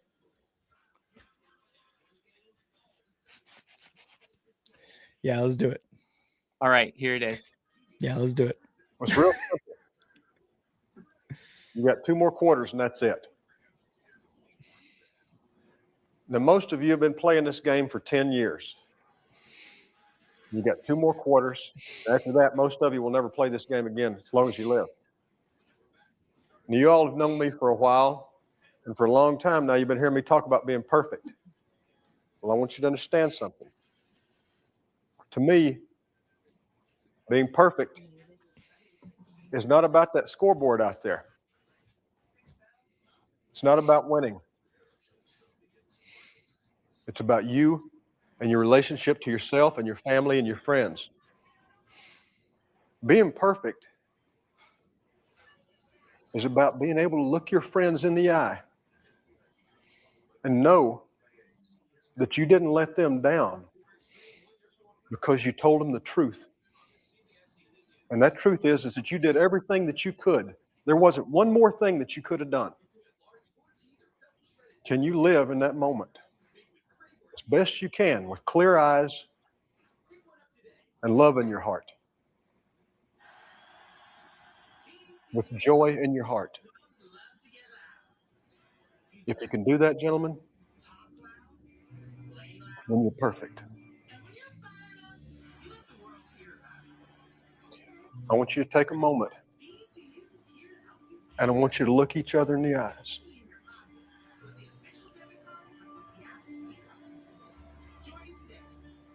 I want you to put each other in your hearts forever, because forever is about to happen here in just a few minutes. I want you to close your eyes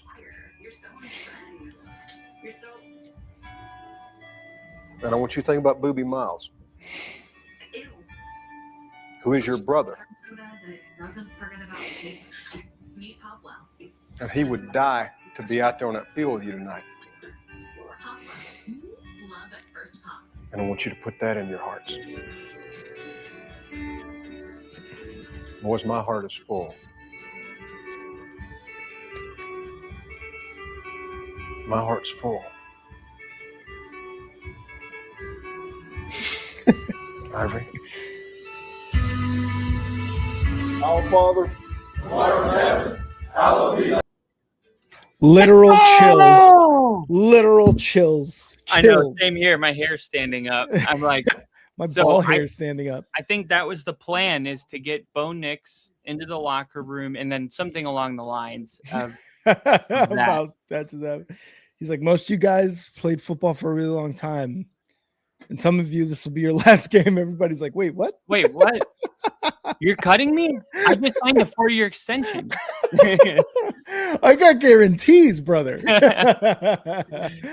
Yeah, dude. So did Russ. So did Russ. I like that one. That was a good one. Yeah, man.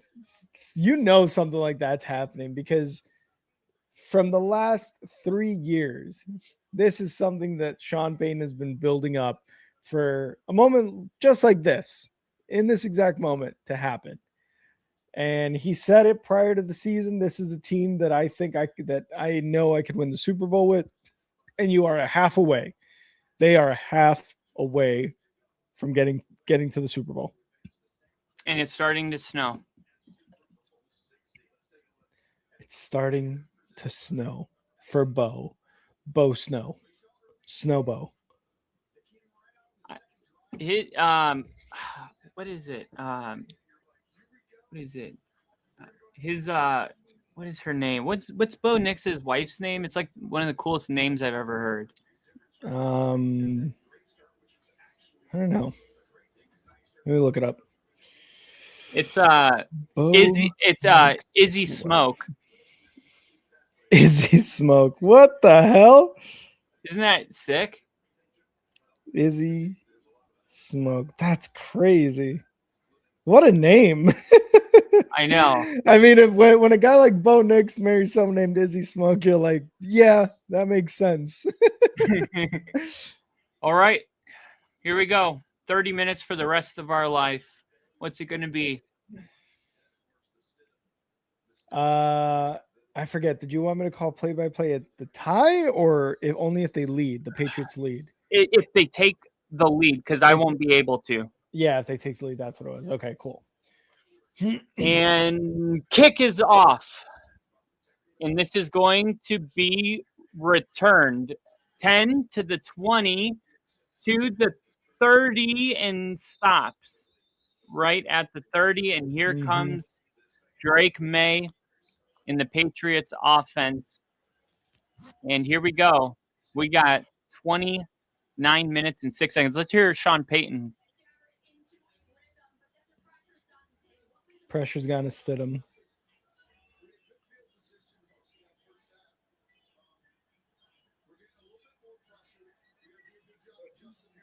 Dang it.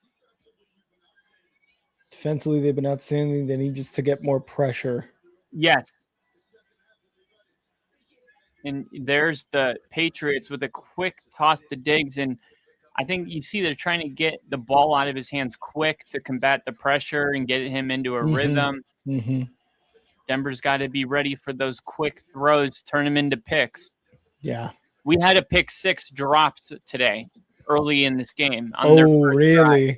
Yeah, Hufunga right on their own 10-yard line. It hurt, but that sucks.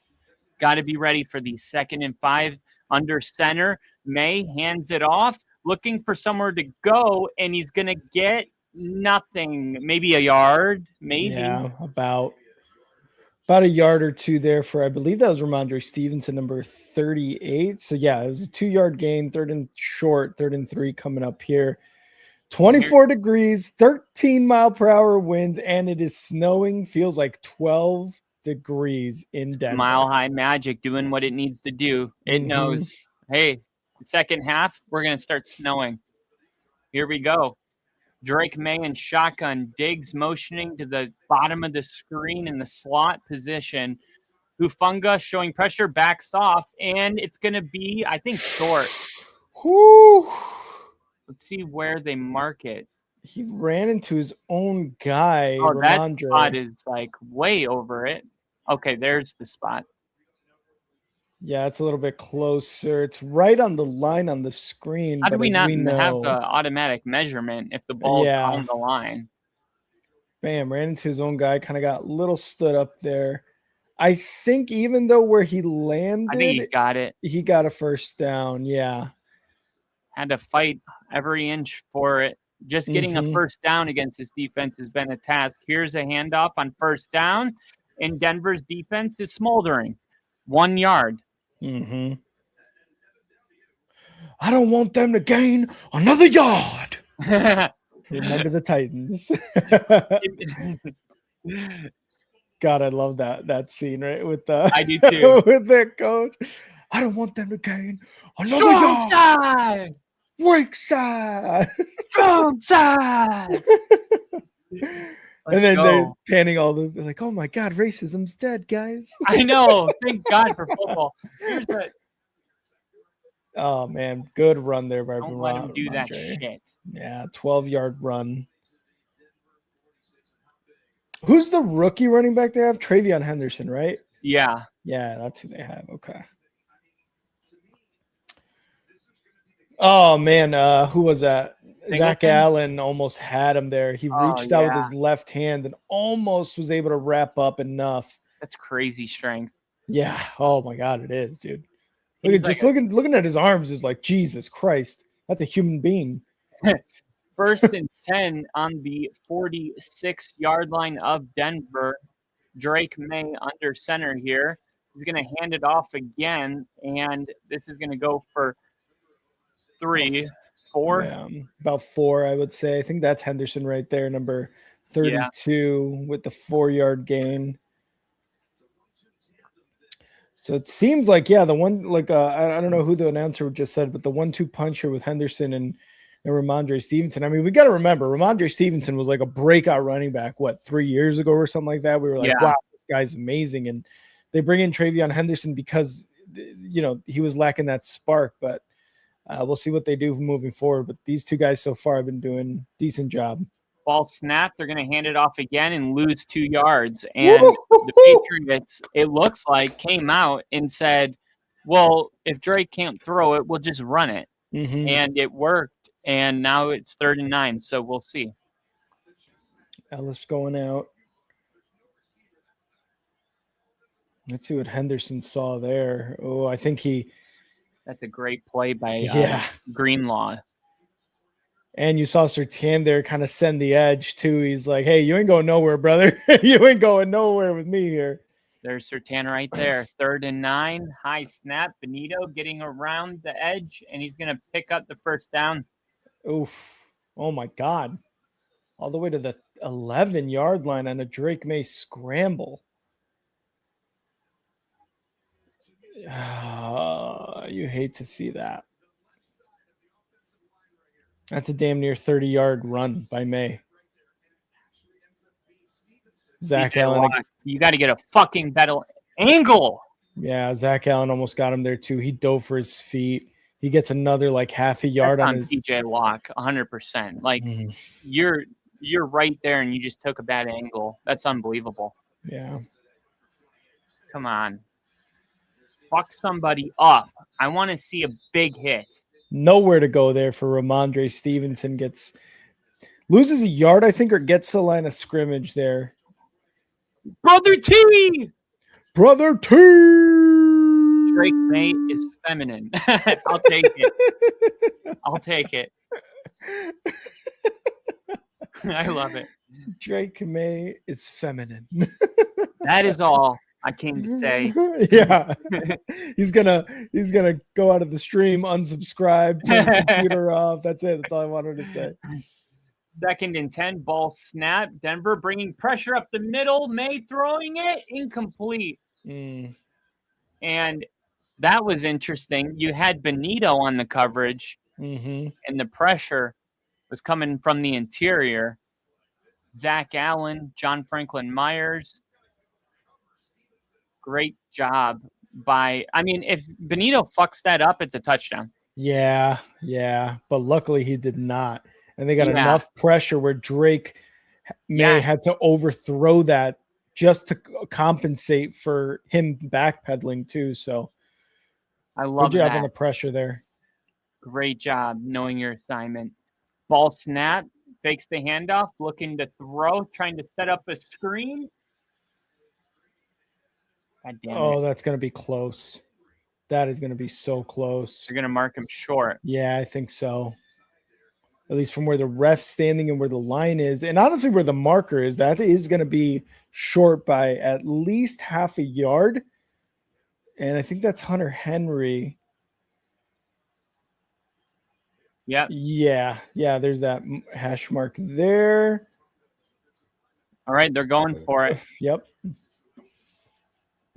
4th and 1. Jumbo set. We got all their tight ends out there. 3, 2, 1. Timeout. That's an early timeout. Ooh, 8 minutes left in the third, and you've only got 2 left. Oh no! I'm looking at the play clock going, yeah, there's no way they're getting this playoff. And I'm also thinking Denver needs to get set in case they do, because Denver was also taking their time getting set, following the Patriots' pace. But that's not a great thing to do because they can hurry up after acting slow, catch you off guard, pick it up really quick. We see quarterbacks like Rodgers and Mahomes do that all the time. Yeah. Always taking advantage of that. The defense not necessarily being set or just not ready in general here. So another 4th and 1. They came out in their jumbo set. And it looked like prior to that timeout, it looked like it was going to be a quarterback sneak. So they may have given away the tell here to the Broncos defense.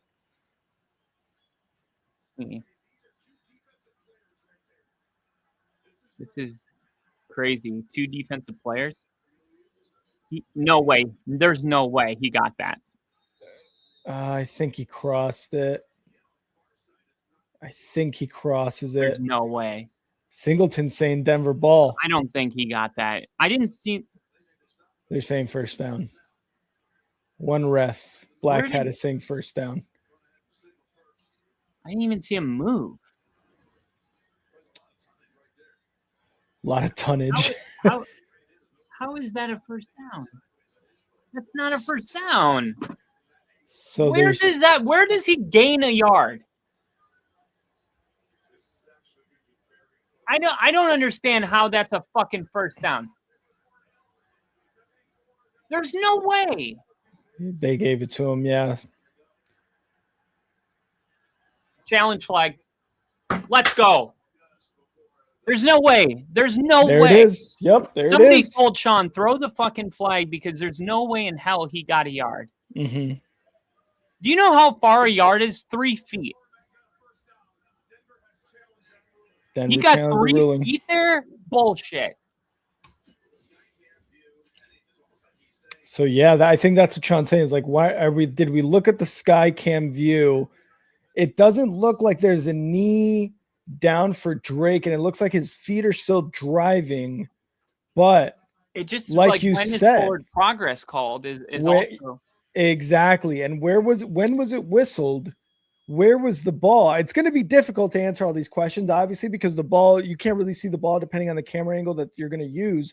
But still, I think solid questions and a solid challenge here by Sean Payton. Yeah, I feel like you have to throw the challenge because the weight of the decision. I mean, yeah, you either take over the ball or you potentially deny 7, definitely 3 points. So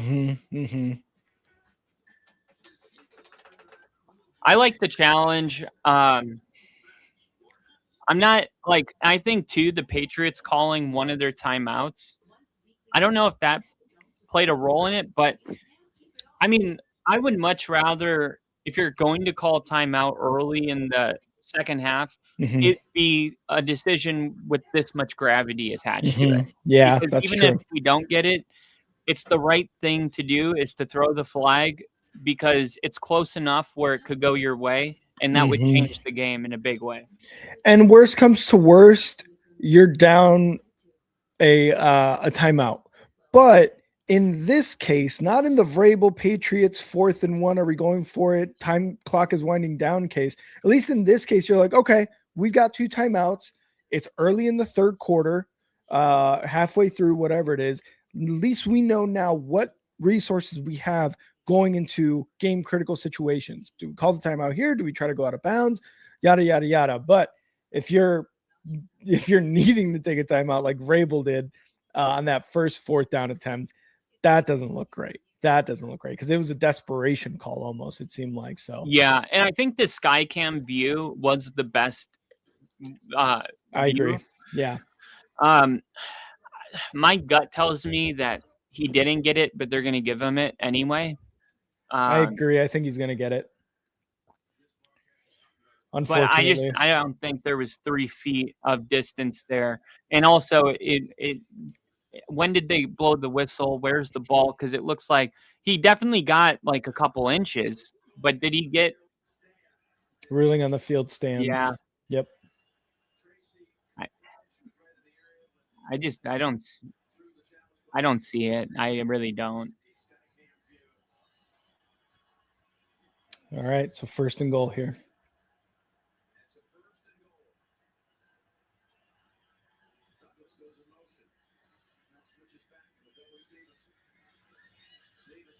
Get him down. Oh, my God. For a second, I thought Hunter Henry was Ramondre Stevenson. I was like, how does that guy get wide open in the middle of the pile? Jesus, that was scary. Let's see. Gene says, I would have liked to see a measurement at least on the play. All right, 2nd and goal. Drake May in shotgun.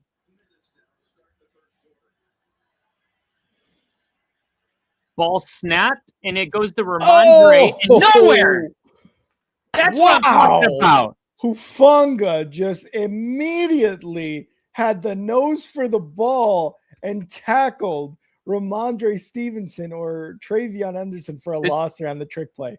This is why we get the Palomalu comparisons. The nose for the ball. Yeah. It's the instincts at the safety position. One of the best in the league. This Not is a bad trick play call there, too. No. Big third down. Here we go. Drake May in shotgun. Stevenson back there with him. Ball snap. May looking for somewhere to go. Sack lunch! Lunch! Nom. Cooper. Field goal. Look at that guy. Who was it? Field goal unit. Oh, I thought you were saying the name. I thought I got the name wrong. Yeah, no. I got the name wrong. Oh, okay. Yeah, but it was Coop. Yeah, and that's what I'm talking about. By finishing these, he just it looked like he glitched from the guy to the back of May. And here's a field goal attempt. Snap, hold, barely got it.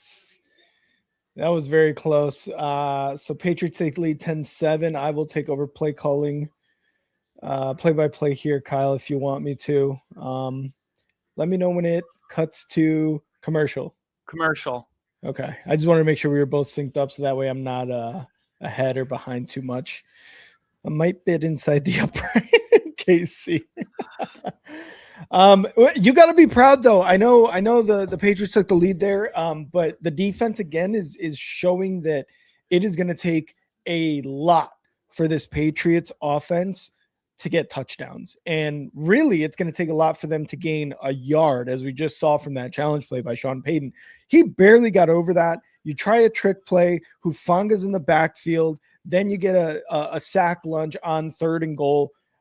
This defense is just not going to give up. You've got to be very, very confident in this defense and very proud of what they did in a very critical game situation there, Kyle. Yeah, and I mean, it's really got to be on our offense to come out and deliver. If they can come out here and score a touchdown, we're going to be feeling all right. But yeah, I'm wondering how the snow is going to affect the game. It doesn't seem like it's snowing quite enough for it to be a major factor. But yeah, I just want to see our offense come out. I feel like our defense has been delivering all day. So that was a very the type of deflating drive where they're picking up first down barely after barely after barely. And for that, all that effort to end in 3, I mean, yeah, I'll take it.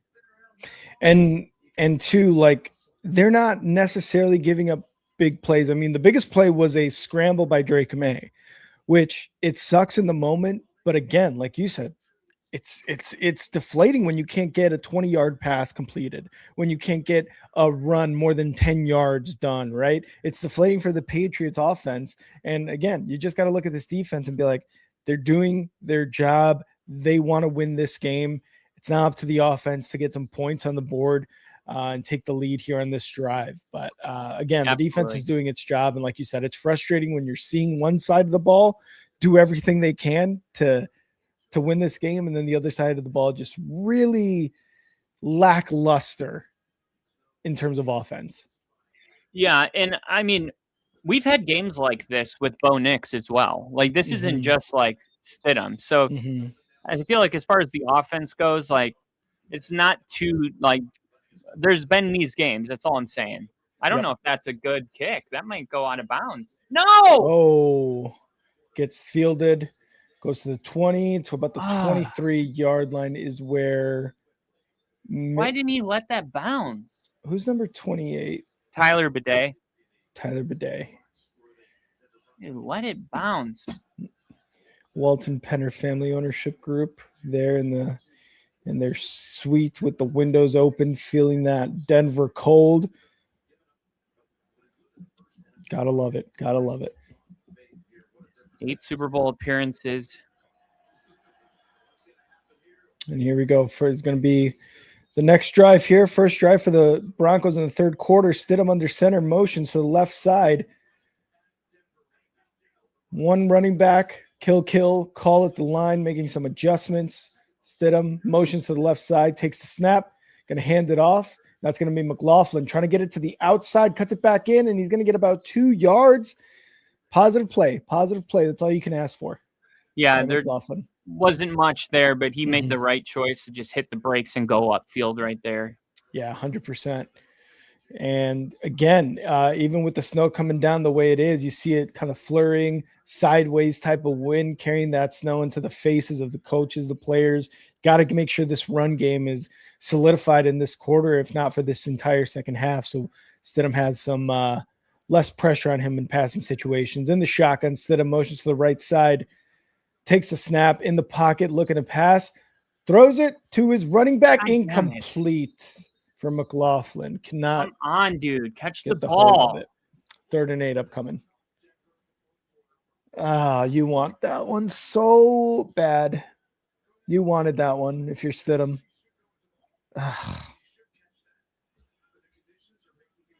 Come on, dude. That was right in the hands. Take right your fucking gloves off. It's snowing. Right in the hands. 3rd and 8. Stidham will be in the shotgun.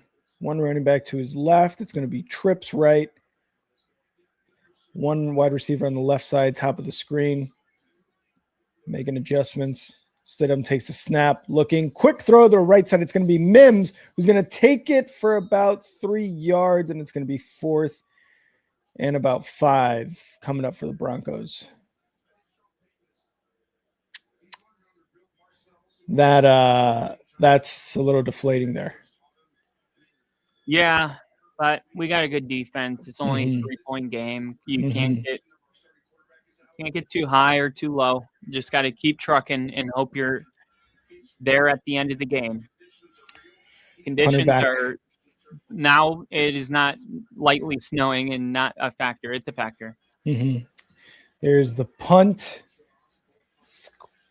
Going to get to the 20-yard line, fielded there and tackled at the 22, 31 for the Broncos. Abrams Drain with the big tackle there, coming off of his guy to make the tackle as the returner for the Patriots try to take it outside. He got nowhere. He got nowhere. God, come on, let's go. I don't know about these runs on first down. I think we should start throwing it. And honestly, I think nothing on McLaughlin. When the game started, I thought RJ Harvey was the guy. No, he had a bad first series, and then but it's now you've been working on getting him in a rhythm, and then he doesn't come into the drive at all. I see what you're saying. I don't know. It's kind of like what we were talking about with Kenneth Walker and Charbonnet. It's lean on somebody that's in a rhythm, and once they get in a rhythm, don't pull them. Especially if they're coming off the bench. It was not like the drive had been going and they're just making a substitution. You started that package with McLaughlin instead. And I don't know, do you really think that's better right now? Yeah, exactly. And we were talking about it Thursday, like you said, we were talking about Charbonnet being injured and Kenneth Walker being the guy moving forward. It's almost like maybe Kenneth Walker gets even more in a rhythm and has a big game just like he did last week, right? And the same can be said for an RJ Harvey as opposed to McLaughlin. Which guy do you feel more confident with? And also, which guy do you feel more confident that is going to get into that rhythm faster with the snow and the situation that the offense is in right now? So if you're going to go Harvey. But if you're going to go McLaughlin, do it. But if this is the result where he can't catch a pass that's in his hands and, gets 2 yards on one run, I think it's time to go the RJ Harvey route. And I think too, with Sean like punting the ball there, I think he's like, look, it's snowing. There's going to be fumbles, drops, there's sacks. My defense is. I think Sean like wants to play into his defense. Like if I have a chance to go for it or pin them inside their own 5, I'm going to do that because I like the way my defense is playing. Obviously, he wanted to, get more first downs there, but with the conditions and the defense, it just feels like this is always going to be this game about the defense for Denver. That's how you get this job done. I mean, yeah. Damn, look at that snow at Gillette Stadium in Massachusetts. Jesus. Yeah. Snowing there in Denver. You could start to see the snow start to pile up a bit as Drake May's under center. Motions to the right side. Takes the snap. Fakes the handoff. Looking to throw. Throws over the middle. Incomplete. And again, low on that throw. Yep. And pressure getting to him. And it is incomplete.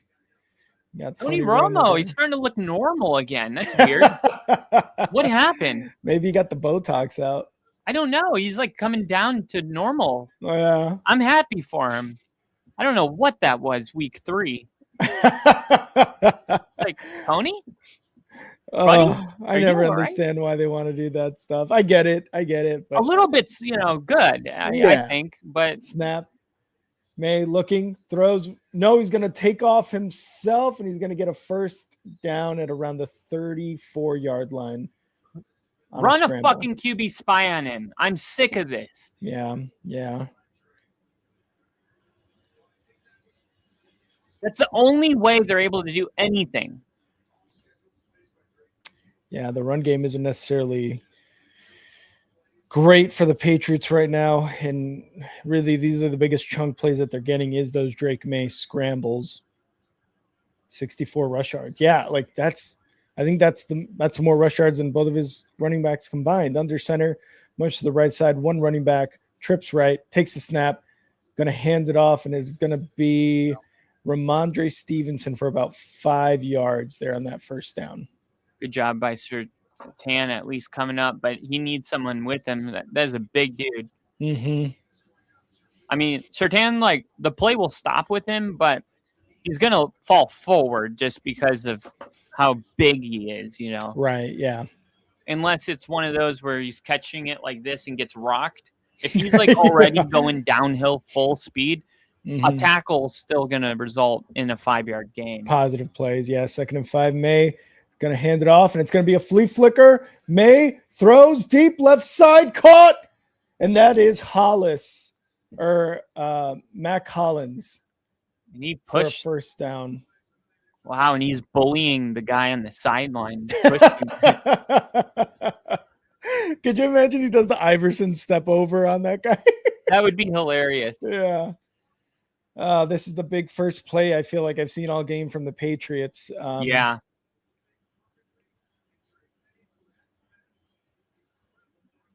And 21 is that I don't know who that is. At the 31 right. yard line. Field goal kicker can't make it from here. Shotgun takes the snap, hands it off, and it's going to be, I believe that's Ramondre for about 3 or 4 yards there. Oh, there's a little scuffle going on there. Matt Collins, Singleton, getting into it. Good.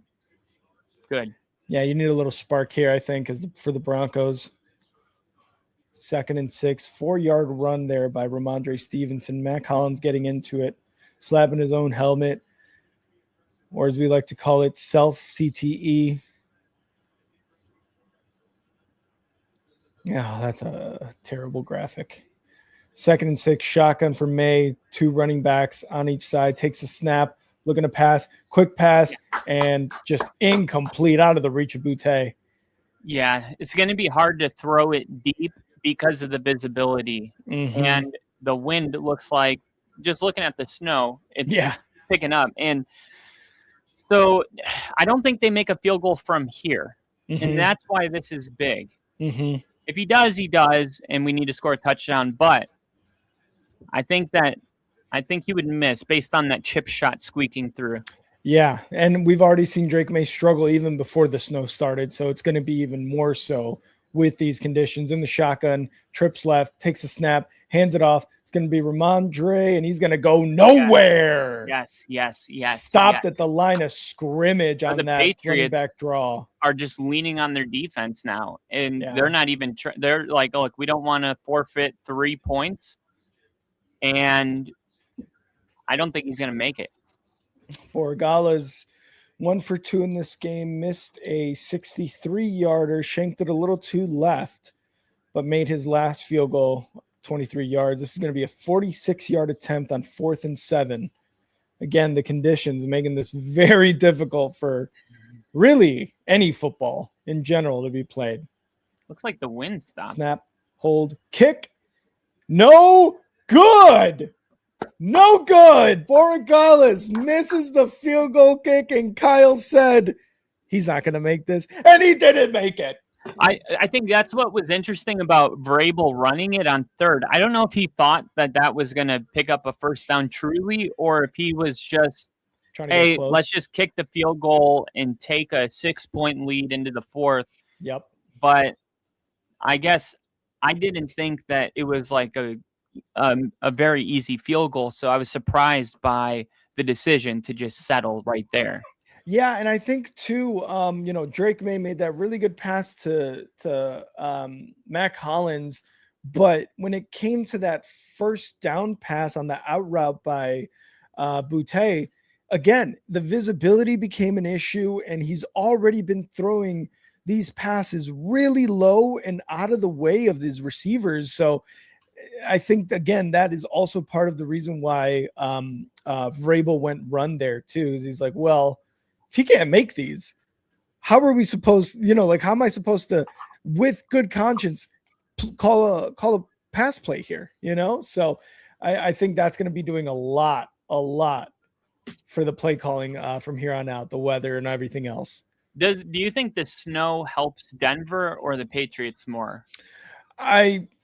You know what? I really don't think it helps anyone. I've heard that this week. I got to really quick. Yeah, and I just, because it's going to snow in Denver, it's going to snow in Foxborough. I mean, you've seen what bear weather will do, right? We saw last week that the Rams and the Bears struggled mightily both on offense throughout that game, and the defense has thrived. So, I think this is more of a which offense can be that much better than the opposing team's defense.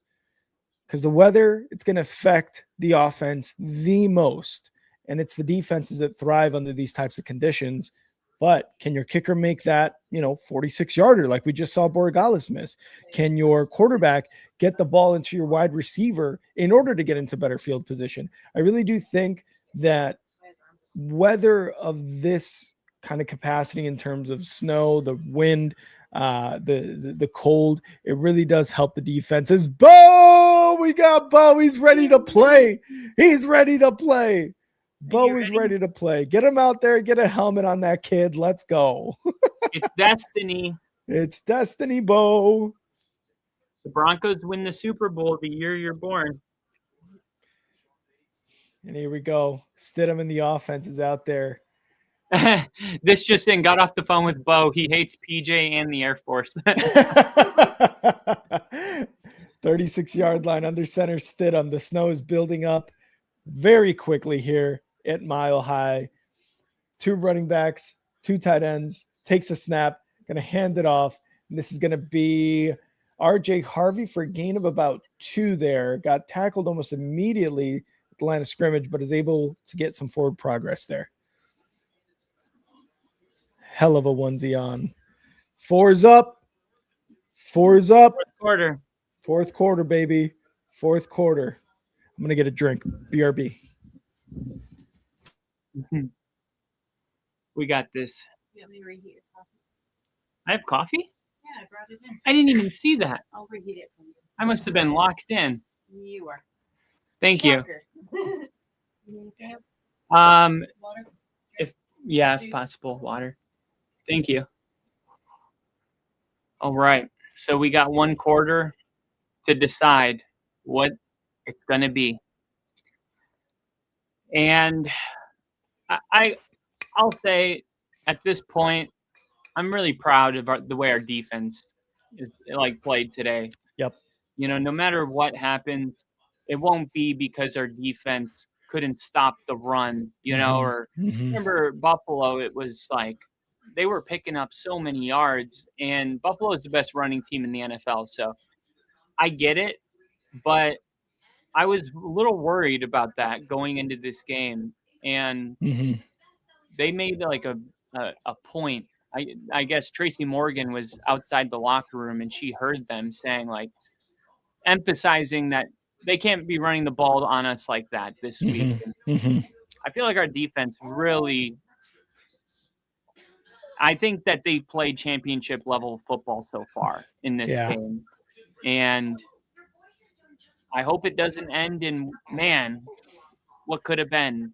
I hope we can find a way to get this done, because I think that we're the better team in the first half and they're the better team in the second half. But now we have a fourth quarter for anyone to go win this thing. And I hope we do. And this one, Kyle, this one right here. Broncos, baby. 1 quarter left. Let's do it. Let's do it. Let's do it. That whole time you were talking, I was definitely paying attention to the words you were saying, but Bo looks so freaking adorable right now, dude. He's just like chilling in your arms with that Broncos shirt on. He's just like, let's go Broncos. Let's go. We got this, Bo. 1 more quarter. 1 more quarter, baby. Winner goes to Santa Clara, California for the Super Bowl 60, right? Yep. Super Bowl 60. Man, Look that at that. snow's coming down. Wow. I can barely see the fireworks. Yeah, I know. I was like, is there a fire? What's going on? I bet being in this environment is crazy right now. Oh, absolutely. 2nd and 9. It's turning into a blizzard.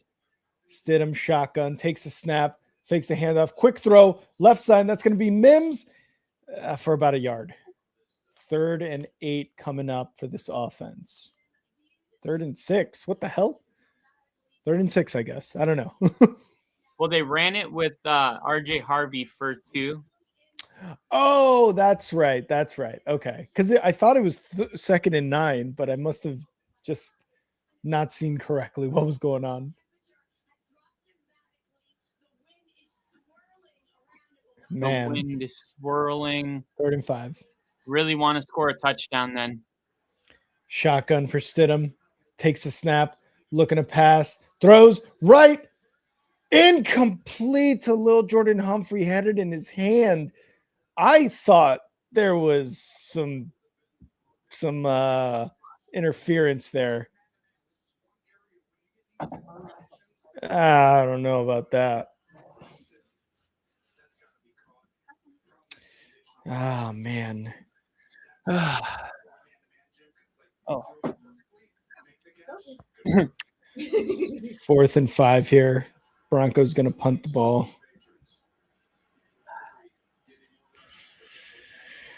Oh, man. Snap. There's the punt by Crawshaw. Good punt. And it's no. That's going to be. No, it's going to be a touchback, unfortunately. I thought it went out right before the pylon, too. It's crazy how they put the overlay of the yardage lines. Yeah, the white. Yeah, on the graphic on the screen. I'm like, damn, that's crazy. 2 defensive teams in a blizzard. That's what I was saying, because when you had asked, earlier, who do you think this weather's for? And honestly, I was kind of referring back to the Bears-Rams game last week with the bear weather. The defenses were the ones that really, really benefited from the weather being the way it was. And I think it's the same thing for this with the snow, limited visibility. I think the defenses are the ones that are going to benefit from weather like this. And the offenses are going to have to be, it's going to come down to which offense is just a half a percentage point better than the other offense against the opposing defense, obviously. Unless there's some kind of like strip sack fumble or something like that. Mm-hmm. Because I think every time Sean sends our defense back out on the field, he's expecting them to get a takeaway. Mm-hmm. And it hasn't happened. And Yeah. I think it's going to happen. Let's hope so here on this next drive by the Patriots. Still up 10-7, but the weather has gotten severely worse from the first half, and both offenses seem to be struggling right now. Yeah, the weather couldn't hold just for one more quarter. I know, yeah. But we'll see. I mean, depending on what happens, we don't know if it's good or bad. I mean, the Patriots could muff the snap and it's a touchdown because of the weather, and then no one's complaining then. Yeah, exactly. But when you're the one down, you know, it sucks because you're like, man, even if we were in field goal range, like a 35-yard field goal in these conditions. Yeah, I mean, we saw the miss by Borregales there. Oh, and there go the heaters. There go the heaters with the snow blowers. You're on commercial? Yeah. All right. Let me try to refresh here. Okay. Let me know when you refresh and where you're at. Okay, they're breaking the huddle now. Oh, so you're ahead of me now. I see the heaters. Broncos and Drake May under center. 22 seconds on the play clock. Snap. Drake May hands it off to Stevenson. And they pick up the first. Oh, my God. That's 2 missed tackles, guys. What? That's 2 guys that missed the tackle. Let me know when they snap it.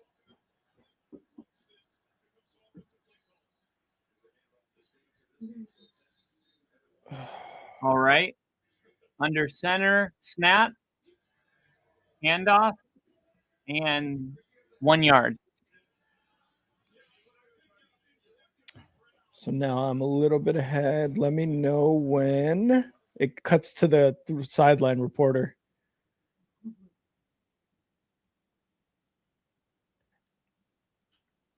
Sideline reporter. Jeez, look at all that snow in his hair, dude. My God. Second and 8. Drake May under center. Do you still want me to do play-by-play? Yeah, you got it. Okay, sweet. Drake hands it off from Andre up the middle. He's going to get about 4 yards on that play. So a 3rd and short coming up for the Patriots.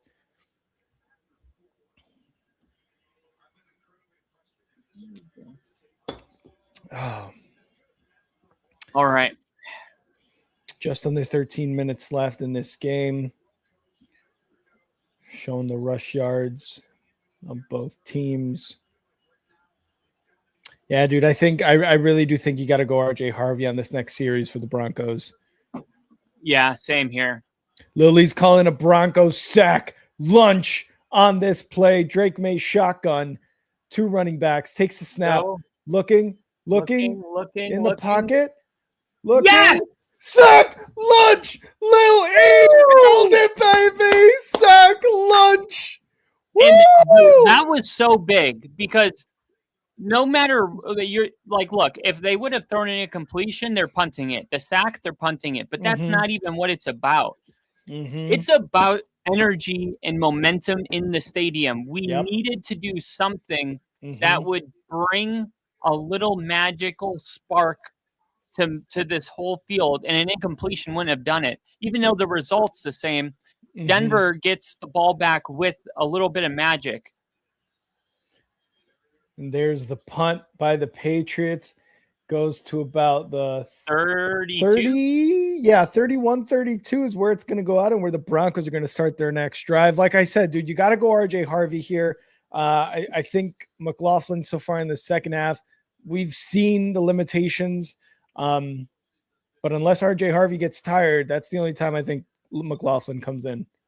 11 minutes, 30 seconds. And McLaughlin, it's hard because like his last two, plays were so bad, Mm-hmm. but he also is like capable of playing a major role. So it's like you don't want to get carried away. But I think they need to go RJ Harvey first. Mm-hmm. And if RJ Harvey's like, breathing pretty heavy, you put McLaughlin in Yep. because it is nice having that different change of pace running Oh back. yeah. Oh yeah. And McLaughlin's first one in the building, last one to leave. It's snowing. I mean, Will Jordan Humphrey dropped the ball on third down. I mean, Yeah. sometimes you gotta play these guys, even though they maybe at times feels like they don't deserve it, Mm-hmm. because you know that they're better than that. Exactly. And is McLaughlin more of a? Do you think he's more effective in the passing game as a running back or in the running game as a running back? The running game. Running game, okay. Would you? And I feel like J.K. Dobbins could kind of do it all: run it, catch it, Yeah. yak. He would have made a big difference in this, and it sucks. I mean, he was third in the NFL when he went down with his injury in yards. Oh, that's right. Back in what was it? November, late Okay. October. Yeah. It was James Cook and Jonathan Taylor and J.K. Dobbins. So that's a big loss. I went into blindness by what the outcome was. Lily, you called it, man. Lily, you definitely have some really good predictions. At least from what I've experienced here on this channel, you've definitely called some good plays. Yeah, I was like so happy though. Yeah, because I felt it too. I was like, oh, I really hope this is a sack. And you even heard the crowd get into it too. Like even with the weather the way it was. Oh yeah. Lily called it, and you almost I even maybe the stadium. I think the fans in that stadium felt that too. All right. Here we go. Look at that. Damn. Crazy Beautiful. weather. Ball on their own 30. Stidham's going to be in the shotgun. Takes the snap, fakes the throw. Going to get it to Harvey, who's going to make a play. Yes! Run outside, first down, run, baby. Yes! Yes! That play seemed dead from the start, and RJ Harvey just used his speed, got to the outside on the right side, and able to get that first down run. I don't know how 53, Mm-hmm. wasn't able. I wonder if he's related to Jonah Ellis. Great block there by Evan Ingram, too. Yeah, that was just great. That was absolutely amazing. Come on, let's score on this drive. 2nd and 1. Lily's feeling a tutty. He's feeling a tutty by Stiddy. All right. Under center. Let's do it then. Mims takes a Here we snap, go.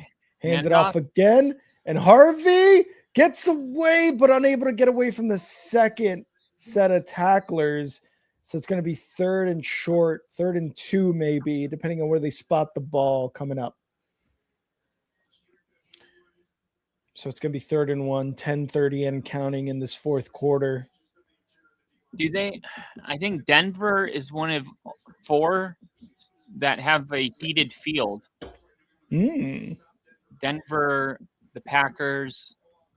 Do the Bears? No, definitely not. At least not to my knowledge, at least. I think Buffalo might be one of them. I'm not sure.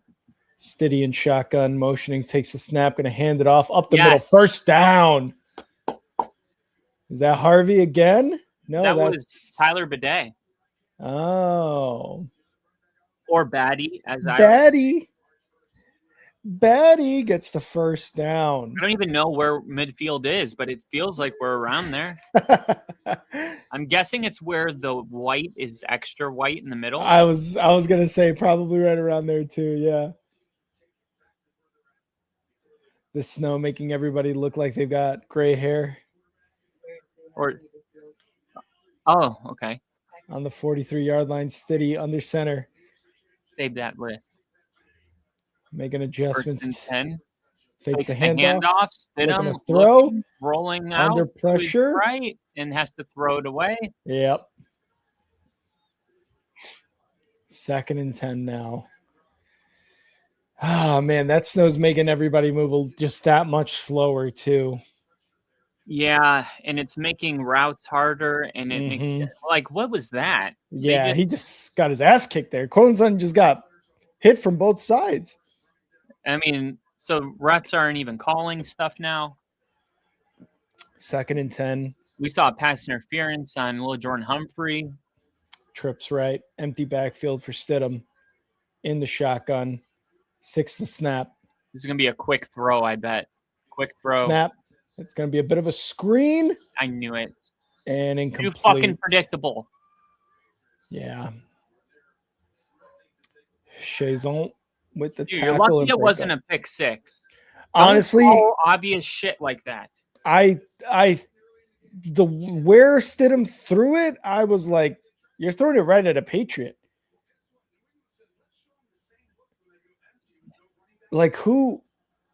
He threw it at Why would they McGlinchey. Why would they think on 2nd and 10 you're not running a screen? It's so obvious. Why not fake the screen and throw it to the other side of the field? Yeah. Give us Cortland Sutton a jump ball. Steady, back to pass, looking, throws over the middle, and it's caught, but for about 4 yards. So 4th and 6 about coming up.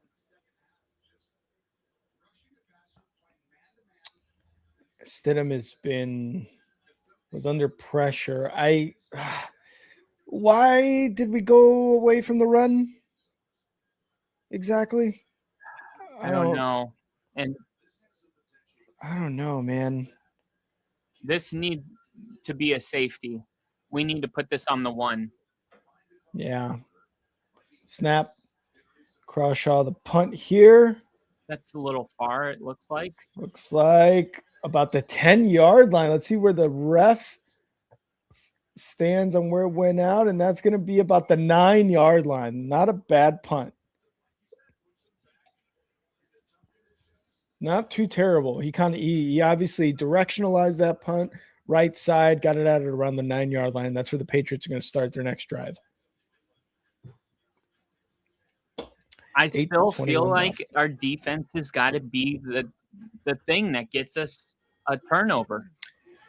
Like, you got to get a turnover, a pick, a fumble, a safety.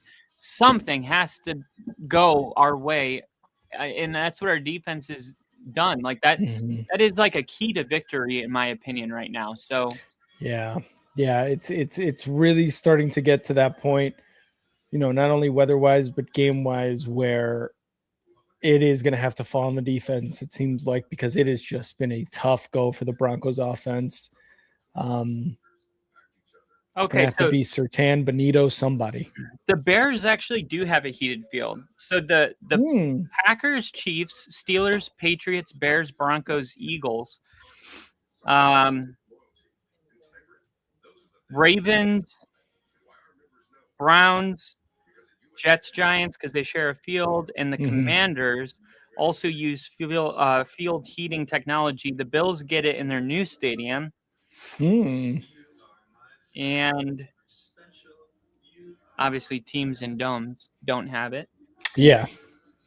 But that's crazy. Then I wonder, like, because I know heated floors, obviously, in a home, what that feels like. It feels amazing, by the way.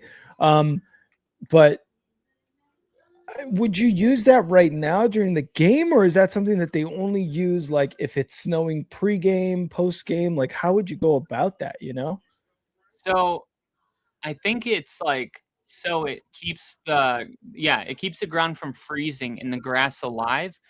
And not to turn December games into slush bowls. Sometimes snow sticks, sometimes it doesn't.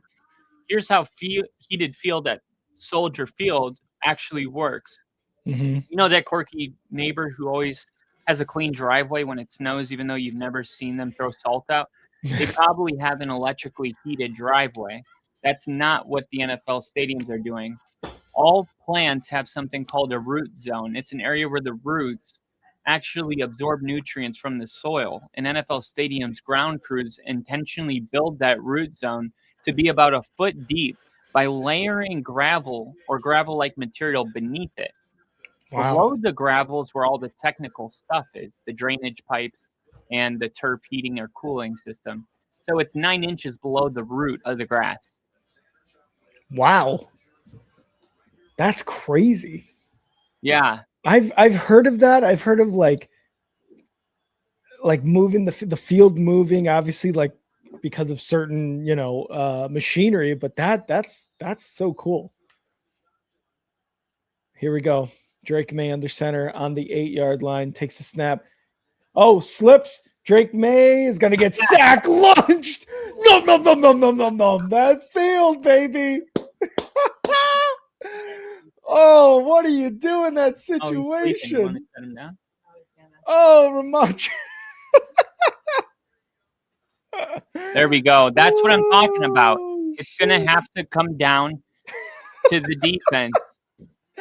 That one by Drake May was so funny.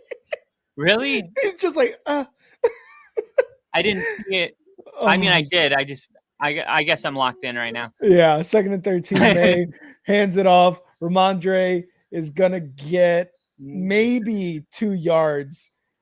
3rd and 11, 3rd and long coming up. That was so funny, dude, because Ramondre slips. May sees that, and then he goes to run, and he's just like, You've got to put a spy on Drake May here. Yeah, 100%. You have to. 3rd and 11. Also, everyone talks about the big balls, the kick, the onside to start the second half. To keep punting the ball also takes balls. And Agreed. I think it's the right choice if we can get a sack here. Drake just going to throw it away. 4th and 11. And it stops the clock, too. 7 minutes left. Yes, I'm already thinking about the clock. Incomplete. And now there's a punt from the end zone, and Marvin Mims, watch out. He might return this for a touchdown. I'm telling you, Mile High Magic is real, and it's built for moments like this. Let's go.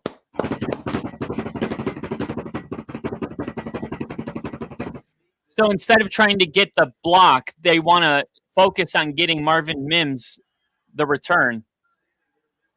Oh, what a terrible punt. Where did it go? Let's Is that see it where- to the side? What yard line are we at? It looks like your guys are in Patriots territory. Do we have a shovel or anything we can clean the field with? Where are they at? From It where looks that like was the kicked. 35 to me. I'm not lying. Like Yeah, I would say they're at like the 38-yard line of the Patriots right now. in Pat's territory. I think they're Ball pretty face. close. The Patriots are the Super Bowl is going to be much better weather. I can promise you that. I'm It the was weird. New England 33. Yeah, Oh my god! that's why Sean punted it. No way!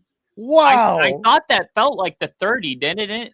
You said 35. You were 2 yards off. Yeah. That's crazy. Oh, mine froze. Hold on. Don't do this to me right now. Do you want me to call the play-by-play? Yeah. I mean, you're gonna do it anyway. So, Stiddy oh fuck under me. center takes a snap, hands it off, and it's gonna be for a loss of about 3 yards. Come on. That was RJ Harvey on the carry. So 2nd and 13 coming up.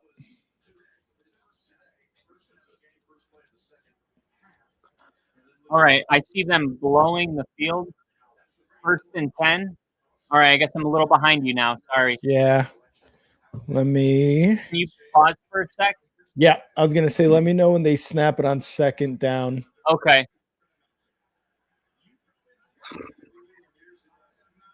All right. So there's the loss of 3, and he ran into Mike McGlinchey. Mm-hmm. Or wait, no, who was that? Prentice? He ran into his own offensive lineman. Yeah. Yeah, it It's was crazy. I'm seeing the field in the first quarter. Mm-hmm. They're showing all the phases of it. It's cool, right? Yeah. Wow. This reminds me of the Broncos-Patriots game in 2015. Oh, was that the championship All right. too? 2nd and 12. I'll tell you about that one after this play. 2nd and 12. Ball snapped. There goes Stiddy. Gonna get it off to Harvey. Tries to make a move, unable to get anything there. Goes back to the line of scrimmage. 3rd and 12. Come on. Yeah, you could see that the snow on the ground is making a huge difference for these running backs. Really, any ball carrier right now is struggling with the field condition. The game in 2015, the Broncos were 6-1. The Patriots were 7-0. We had Brock Osweiler. It went to overtime, and CJ Anderson had a 45-yard touchdown run to end the game, a walk-off touchdown. Stiddy back to pass in the pocket. Gonna run it himself up the Go, middle, Stiddy. right side, and he's gonna dive with about 7 yards left before Now the what? first down. So he's gonna get to about 33. Bo to Nix picks that first up 23. every time. I'm sorry, I'm not doing that today. Yeah, it looks like they're gonna be down right around the 31-yard line. So 4th and 5. About a 45-yard kick. 46. 46. So here we go. Will Lutz for the field goal. Snap, hold, kick is blocked. No, it's no good. It's too far left. It looked like the ball was tipped, KC.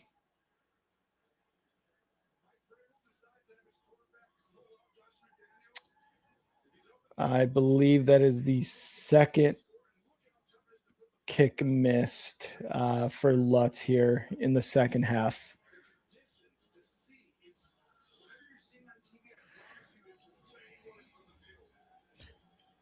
Taylor? Yeah, it was tipped. It was tipped. Not necessarily on Lutz there, but obviously with the conditions, you do try to throw made if he doesn't touch it.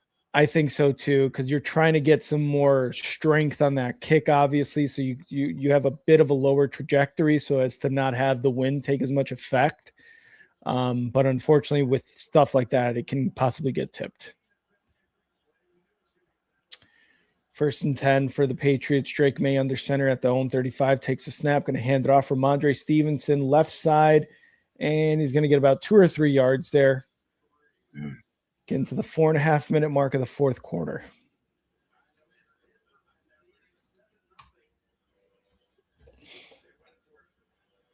That's the only points they got. Is the fucking fumble touchdown. Mm-hmm. 2nd and 8.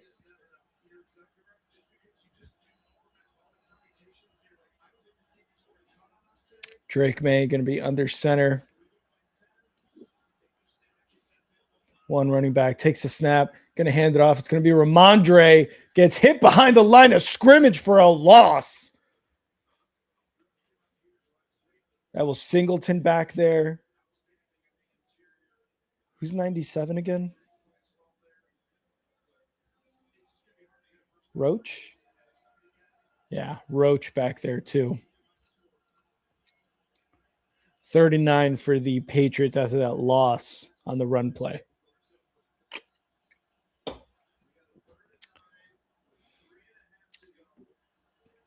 May is going to be under center. Needs 9 yards for first down. 2 running backs, 1 wide receiver. Bottom of the screen. Takes a snap. Going to hand it off. Ramondre Stevenson maybe gets back to the line of scrimmage. Cooper there on the tackle. Singleton in there as well. And the punt team for the Patriots coming out.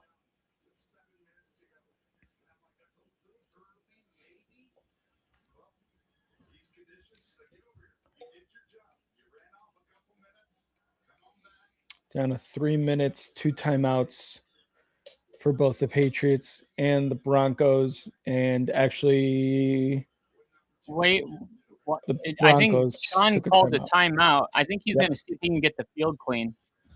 Yeah, and It goes from 3:01 to 3:11, so about 10 seconds gets put back on the play clock. How do you know that already? The time changed to when the timeout was taken. Do you see Stidham right now? Yep, I see Okay. fourth quarter drama, 2025 postseason. Okay. That stuff. So before this was up, I saw the time change from 3:01 to 3:11. Oh God. What? Stidham. Cramping. Okay. Cramping.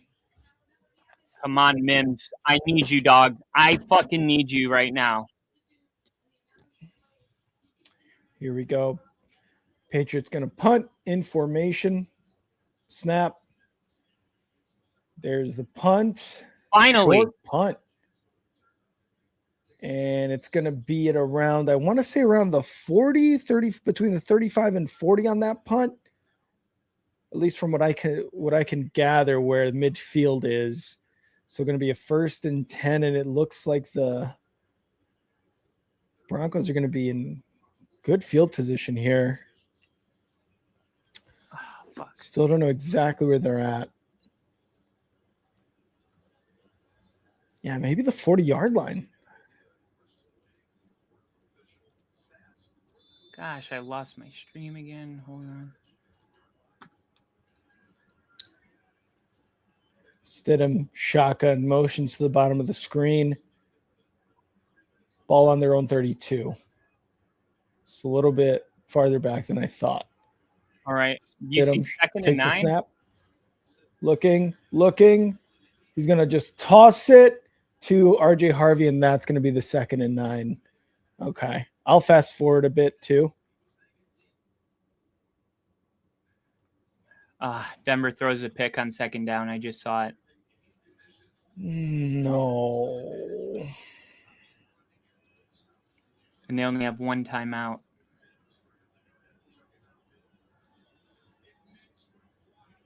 I got to see how that happens here. I'm going to be a little bit behind.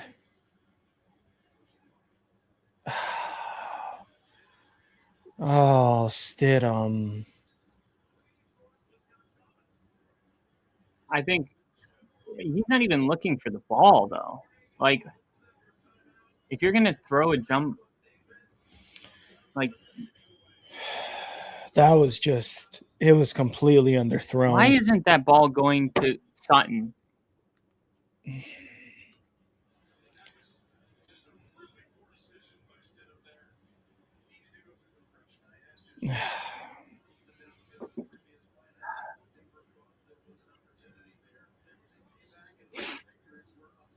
What are you seeing, Kyle? 1st and 10, ball snap, handoff to Stevenson, and he picks up 3, and then he's going to go down there, timeout.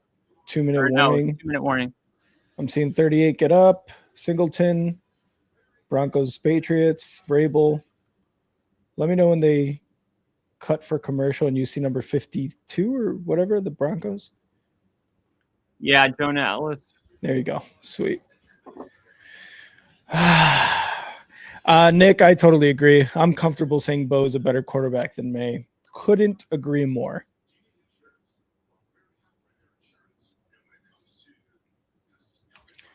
Two-minute warning. Kyle, not looking great right now. How you feeling? Man, the only thing I can think is, like, everyone said Stidham didn't need to come in and win this game for us, but he also needed to not lose it for us. Yeah. And all I can think about is that fumble. Yeah. The Patriots have 3 points today. Mm-hmm. They should be the ones panicking, trying to score in this snow. Mm-hmm. And it's just a bummer. Like, a play that was called incomplete that we should have punted, Mm-hmm. goes back, gets reviewed, Patriots ball, Mm-hmm. and it's like there was nothing there. Mm-hmm. Like, why didn't you just throw it away? Mm-hmm. I get it, you're trying to make a play, but Yeah. it's like I don't know what you can ask for our defense. Like, they gave up 3 points. And unfortunately, like, he gave him a touchdown. And look, there's still 2 minutes left. This is mostly for Nick. Nick, I know you're kind of just in that mode where I've been in several times with the Bears, but there's still time left on the clock. There's been plenty of 3 and outs so far for the Patriots too. So we still got some time. And Kyle's putting on the Manning jersey. He's calling it right now. This game's going to be turned around. This game is turning around now. He's got the OG Manning, Tennessee or high school? Tennessee. That's what I thought. I was like, the orange sticks out. The Vols jersey for Manning. There we go. The Manning jersey makes a difference. Tennessee, I believe.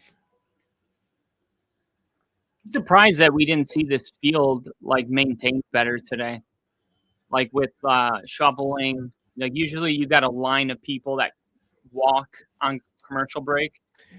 And do you remember they had those they were almost like snow blowers, but instead I think they were heaters where you would drag them across the field from one side to the other, and it would literally melt all the snow on like the 5-yard marks. Yeah. I thought that was going to happen a little more too. Drake May is going to be under center here for 2nd and 6.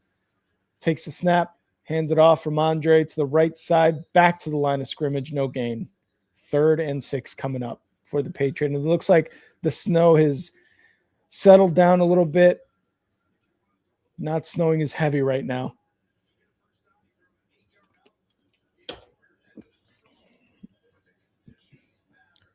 Have they considered the use of a flamethrower? I always say this, Nick. I always say this. Maybe there's a safety concern, but also how badass would it be to just have like 10 dudes just with flamethrowers all across the field? Rick's the only 10 I see. Appreciate it, Ginge. Appreciate it. Ball on own 40 for the Patriots. They need 6 yards for a first down.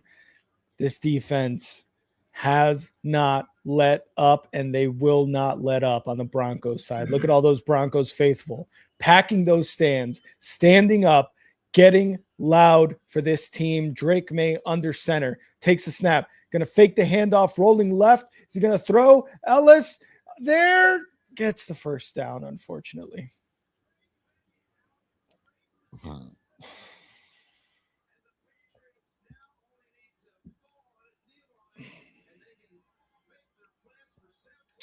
And I believe that the Broncos just called their last timeout. No, they didn't have one. Oh, okay. Because the time stopped. I thought maybe it was a time. Oh, no, we went out of bounds. Duh. Never mind.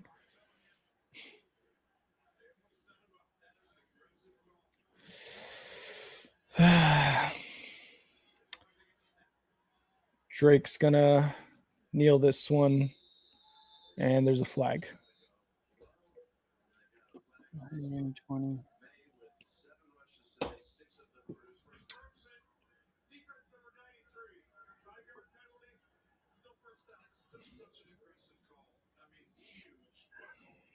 Stidham must feel terrible. I mean, yeah. Like, yeah. 1st and 5 after that penalty. And the Patriots are going to kneel the ball on this 1st and 5. Snap, kneel. 10-7 game. This was a defensive just game here.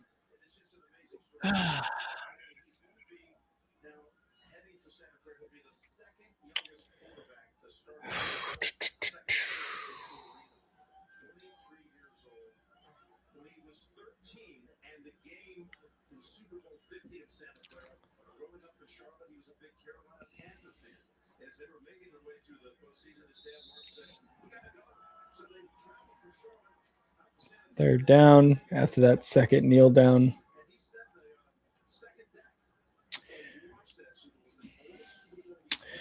Yeah, not the nothing. I don't, other than a couple good runs by May, nothing really impressive from this Pats offense. They're going to be going to the Super Bowl, but I just don't know how good of a game they're going to play.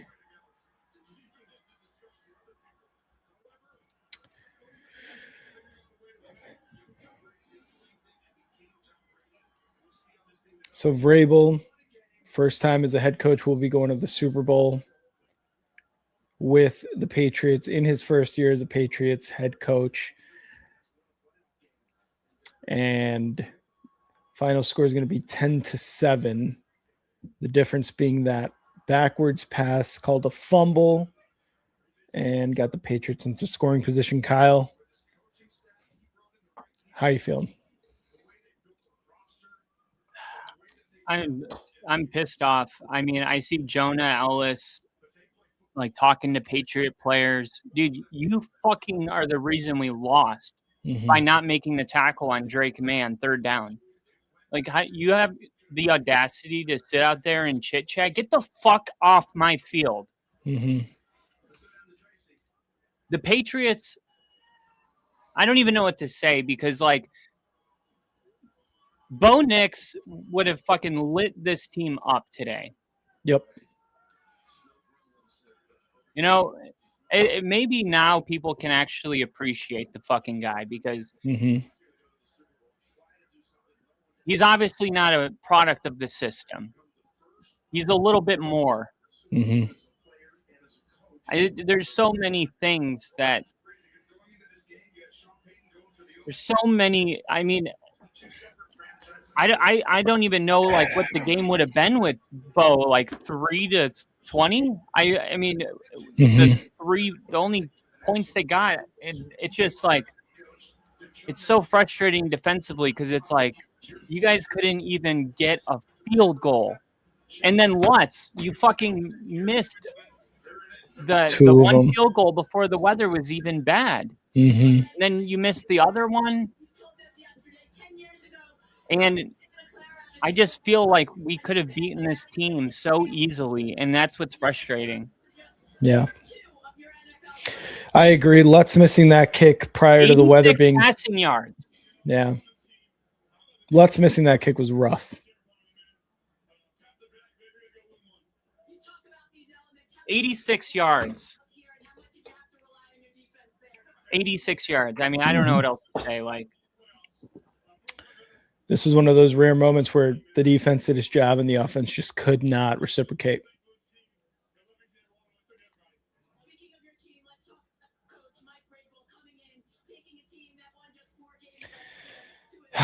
Sorry, brother. I'm sorry.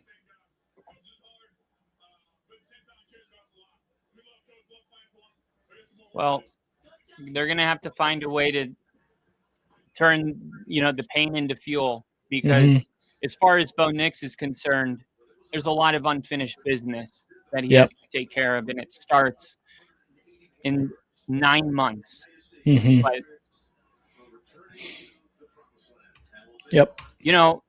there was a part of me that was gutted for Bo, and I thought the Broncos could have won this game without him, and I'm right. They could have.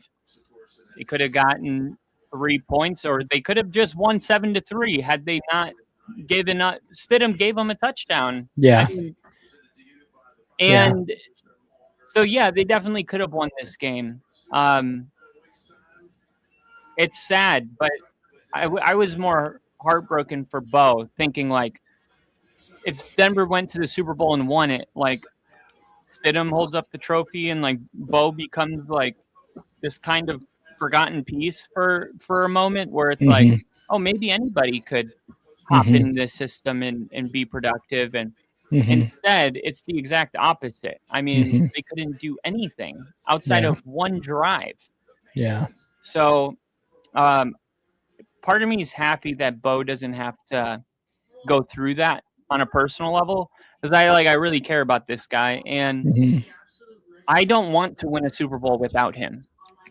And I know that sounds crazy, and I'm saying that now, but like even when I'm like picturing like, okay, we win the Super Bowl and Stidham's up there holding up the MVP, and I'm like, I don't like it.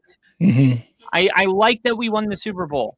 Not a fan of my franchise quarterback not being in the game and playing in it. And it's a game he earned. And it felt like the football gods just unjustly punished the Broncos after that game when we found out Bo Nix had a broken ankle. And from that point on, it felt like we were in a lose-lose situation unless you're not in it as much as I am. But if you are, it felt like I don't want to win this without Bo Nix. Mm-hmm. I don't, but I'll take it because Mhm. how often do you get here? You know what I Yep. mean? Like, Yep. you got to take advantage of these moments. They didn't do that today. And what Mhm. makes it easier to deal with on a personal level is that my quarterback wasn't in it. Yep. I can handle that. I Mhm. can.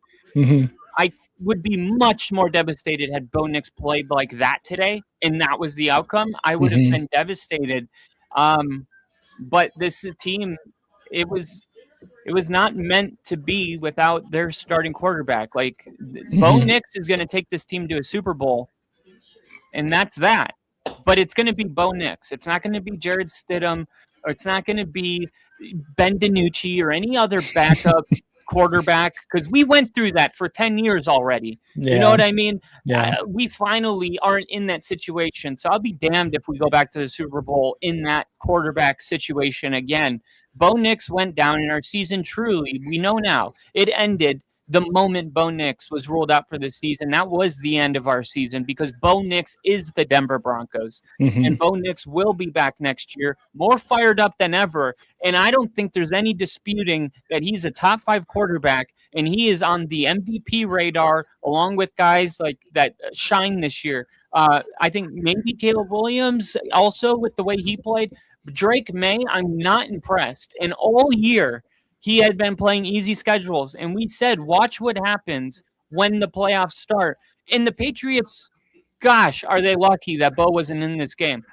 Because the fact that CJ Stroud and Justin Herbert played the worst playoff games like historically, Yeah. and then they go into a backup quarterback situation, I Mhm. know that they have to know that that is not going to be the way. And I'm sorry, but if Drake May was an MVP, why has he played so terrible in 3 games in a row now?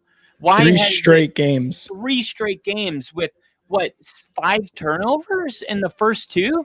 Mhm. And the Patriots just held on to the ball, and unfortunately, Denver lost the game. They didn't even win this one. I hate to say it because it sounds arrogant, but like the Broncos gave them the ball on the 6-yard line for their only touchdown, and it's super unfortunate because I really felt like, man, this would have been our year with Bo. It would have been, and it'll be only harder next year. But you know what? We get our money back from the Russell Wilson deal next year. We Yep. have all of our draft picks next year. All of Yep. our best players, pick one. They're under contract next year. So Mhm. there's no reason to think that Denver won't be playing in these type of games next year. But it's also not a guarantee, and that's what Mhm. hurts because Mhm. shit happens. Yep. And you can't control it. But I think we kind of come away from this fully appreciating that Bo Nix was the magic in Mile High Magic this year, and there's just no way to replicate missing a top 5 quarterback. You can't. Mhm. If Yeah. Stafford went out, if I mean, I'm not saying I don't think it's that crazy to say that the way I saw Bo outplay Josh Allen, and I just think if we're going to consider him top 5, then we have to understand the consequences of losing a top 5 quarterback. And Yep. if he wasn't as good as we thought, maybe Denver wins this game by a lot more. But I think we didn't know for sure because Stidham hadn't taken a real start since Bo became our quarterback. Yeah. So there's a little bit of like guessing because you don't know like how much of our success is due to Bo Nix and how much could a backup like Stidham, how much of what Bo does could he replicate? It Mhm. turns out none of it at all. Yeah. So I think we learned more about Bo Nix than anybody tonight. To be frank, we didn't learn much about the Patriots. We didn't learn much about Denver. We know they have an elite defense. They did. We learned Stidham may not be as good as Sean Payton and James Palmer and many other people thought. And we also know that the weather played a major factor starting in the second half. It's hard to play in these conditions. No one scored any more points when it picked up. And unfortunately, that's the problem because the Patriots had already been gifted the lead with the Stidham fumble. So it's just disappointing, but I'm happy that the Broncos will win a Super Bowl, but it'll be with Bo Nix holding up the trophy. Yeah, I agree. The absence of Bo was very much felt in this game. You said it during one of the runs that Stidham had where you're just like, Bo gets that first down every time. Bo gets that first down. Bo avoids the sacks. Bo avoids the underthrows, specifically that last one to Mims, I feel like. And I think Nick said it too, or Crafty said it. One of you guys had said it, like, you won't have to worry about underthrows with Bo. What you're worried about is those overthrows. And those, like, they're overthrown by an inch. We've seen that happen where it's just an inch, just off the fingertips of the receiver. But the absence of Bo was very, very much felt in this game. And like you said, if Bo Nix is playing in this game, the score is probably a little bit higher on the Broncos side, and there is a lot more consistency on the offensive side, whether it be running the ball or whether it be passing the ball for the Broncos. But my last thing,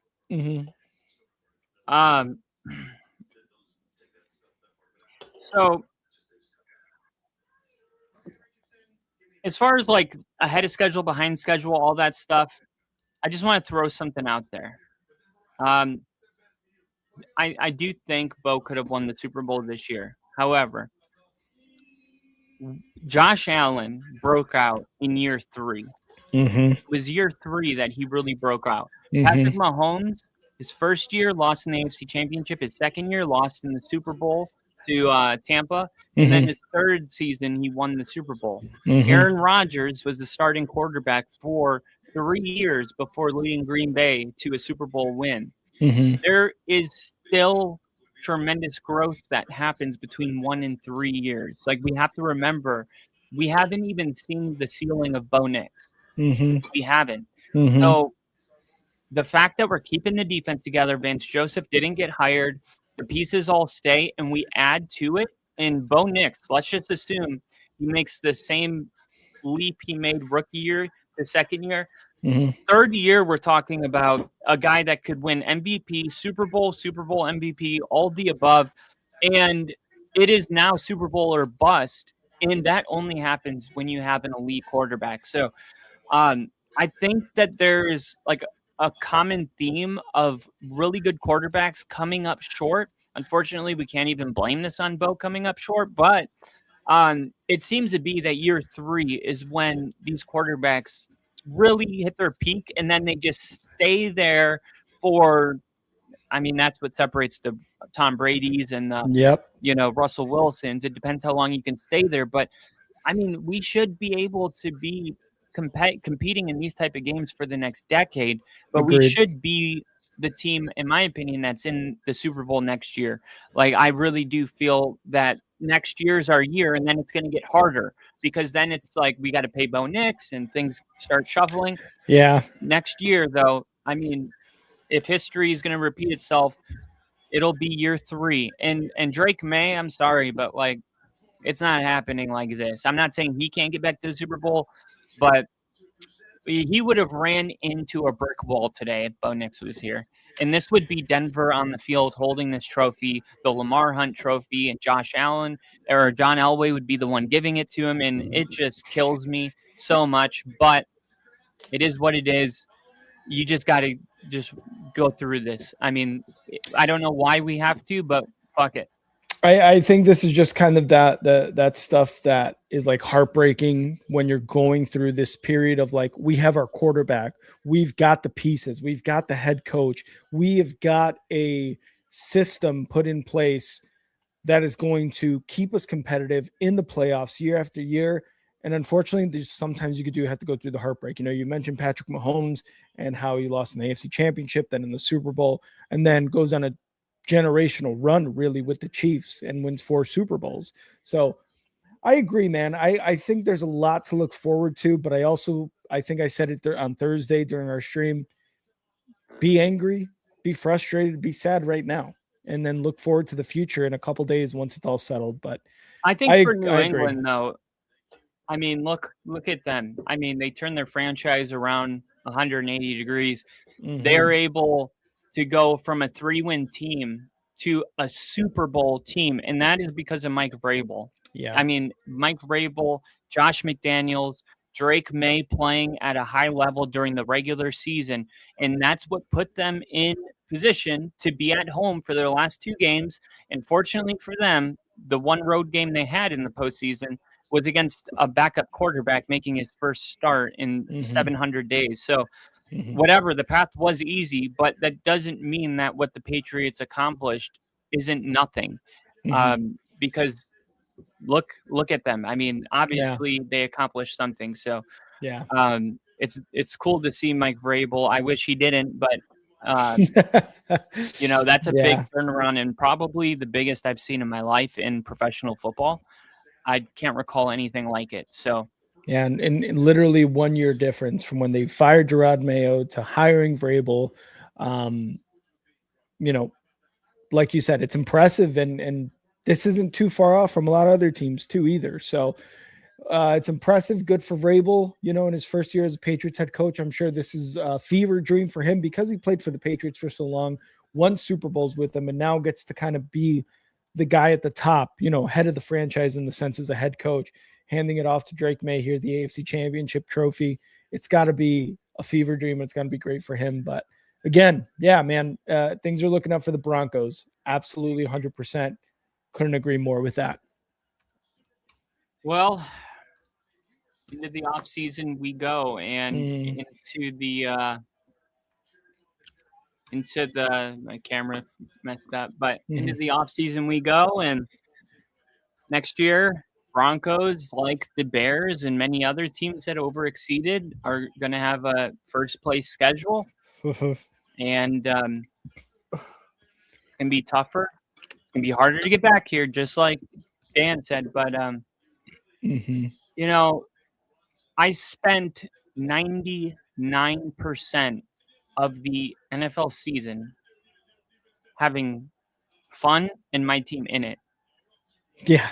Only one team wins the Super Bowl. And think about all the other teams that didn't get that much time, Yeah. So you gotta like understand that's what makes winning a Super Bowl so sweet. And I know like that's why it hurts so much about Bo, but at the same time, like, how much fun did we have this year? I mean, the 33-point comeback, the 2-point conversion against the Eagles, the 4 touchdown passes against the Cowboys, the Texans win, beating the Chiefs in that crazy game with the walk-off field goal with their season on the line. The overtime 2-point conversion, we stopped the Commanders to get the win. Yeah. I mean, I could go on and on about, I mean, even the Colts game I was at, it sucked because we lost with the leverage penalty, but man, even that was a great game. We should have beat the Chargers. So like, I mean, I look back on the season and I see how much fun I had, how much winning we did. Yeah. And most of all, how easily we could have been 16-0 or 17-0. Like even our losses were like, the penalty, and then the Chargers, we were up by 10 with like 7 minutes left. And then there's only one other loss all year, and that's the Jags. We would have lost that one. Yeah. But still, like, how many teams can look back and say out of 18 weeks, 17 of them, I like thought my team was going to win, or they did win, because the 2 losses were walk-off field goals. Only the Jags game we spent knowing we were going to lose. And I remember I used to spend most of the season in that state. So yeah, you're telling me, dude. to go back and there's one game that was like we lost and I knew it and I wasn't having fun. I mean, you just have to be happy where we've come from right now and just be 100%. grateful like that we're not that team that's looking for a quarterback, that's looking for a head coach, that's trying to build a culture. It's all here. It's all here. And that already gives us a massive advantage over 98% of teams. So Well, thank you guys so much, everybody who was here. We appreciate all the comments, all the support. Game didn't end how we wanted it to, but again, thank you guys so much for being here. Hit that like button on this stream. We would definitely appreciate it. I'm gonna go watch the Seahawks-Rams game with a buddy for the NFC Championship. But again, thank you guys so much for being here. We appreciate it, and we're one game away from knowing what the Super Bowl is going to be. So it's going to be fun. It's going to be fun, and expect Kyle and I to be here streaming that Super Bowl with you guys. So thank you guys again so much. Ginge, Nick, Crafty, Lil E. We had KC in here. Jinja, I think I said Jinja, but I'm going to say Jinja again. Everybody, we had brother T in here too for a little bit. So thank you guys so much for being here. We appreciate it. Thank you guys so much. And we will be here in a couple weeks. Well, we'll be here during this week to talk about basically recapping the championship games. And then the next week will be Super Bowl week. So we appreciate all you guys again being in here. Thank you guys so much. And Kyle, always a good time, brother. sometimes a bad time, but it's Sometimes all right. a bad time. Love you, Bill. Love you Bill. guys. We'll see what happens tonight. See ya.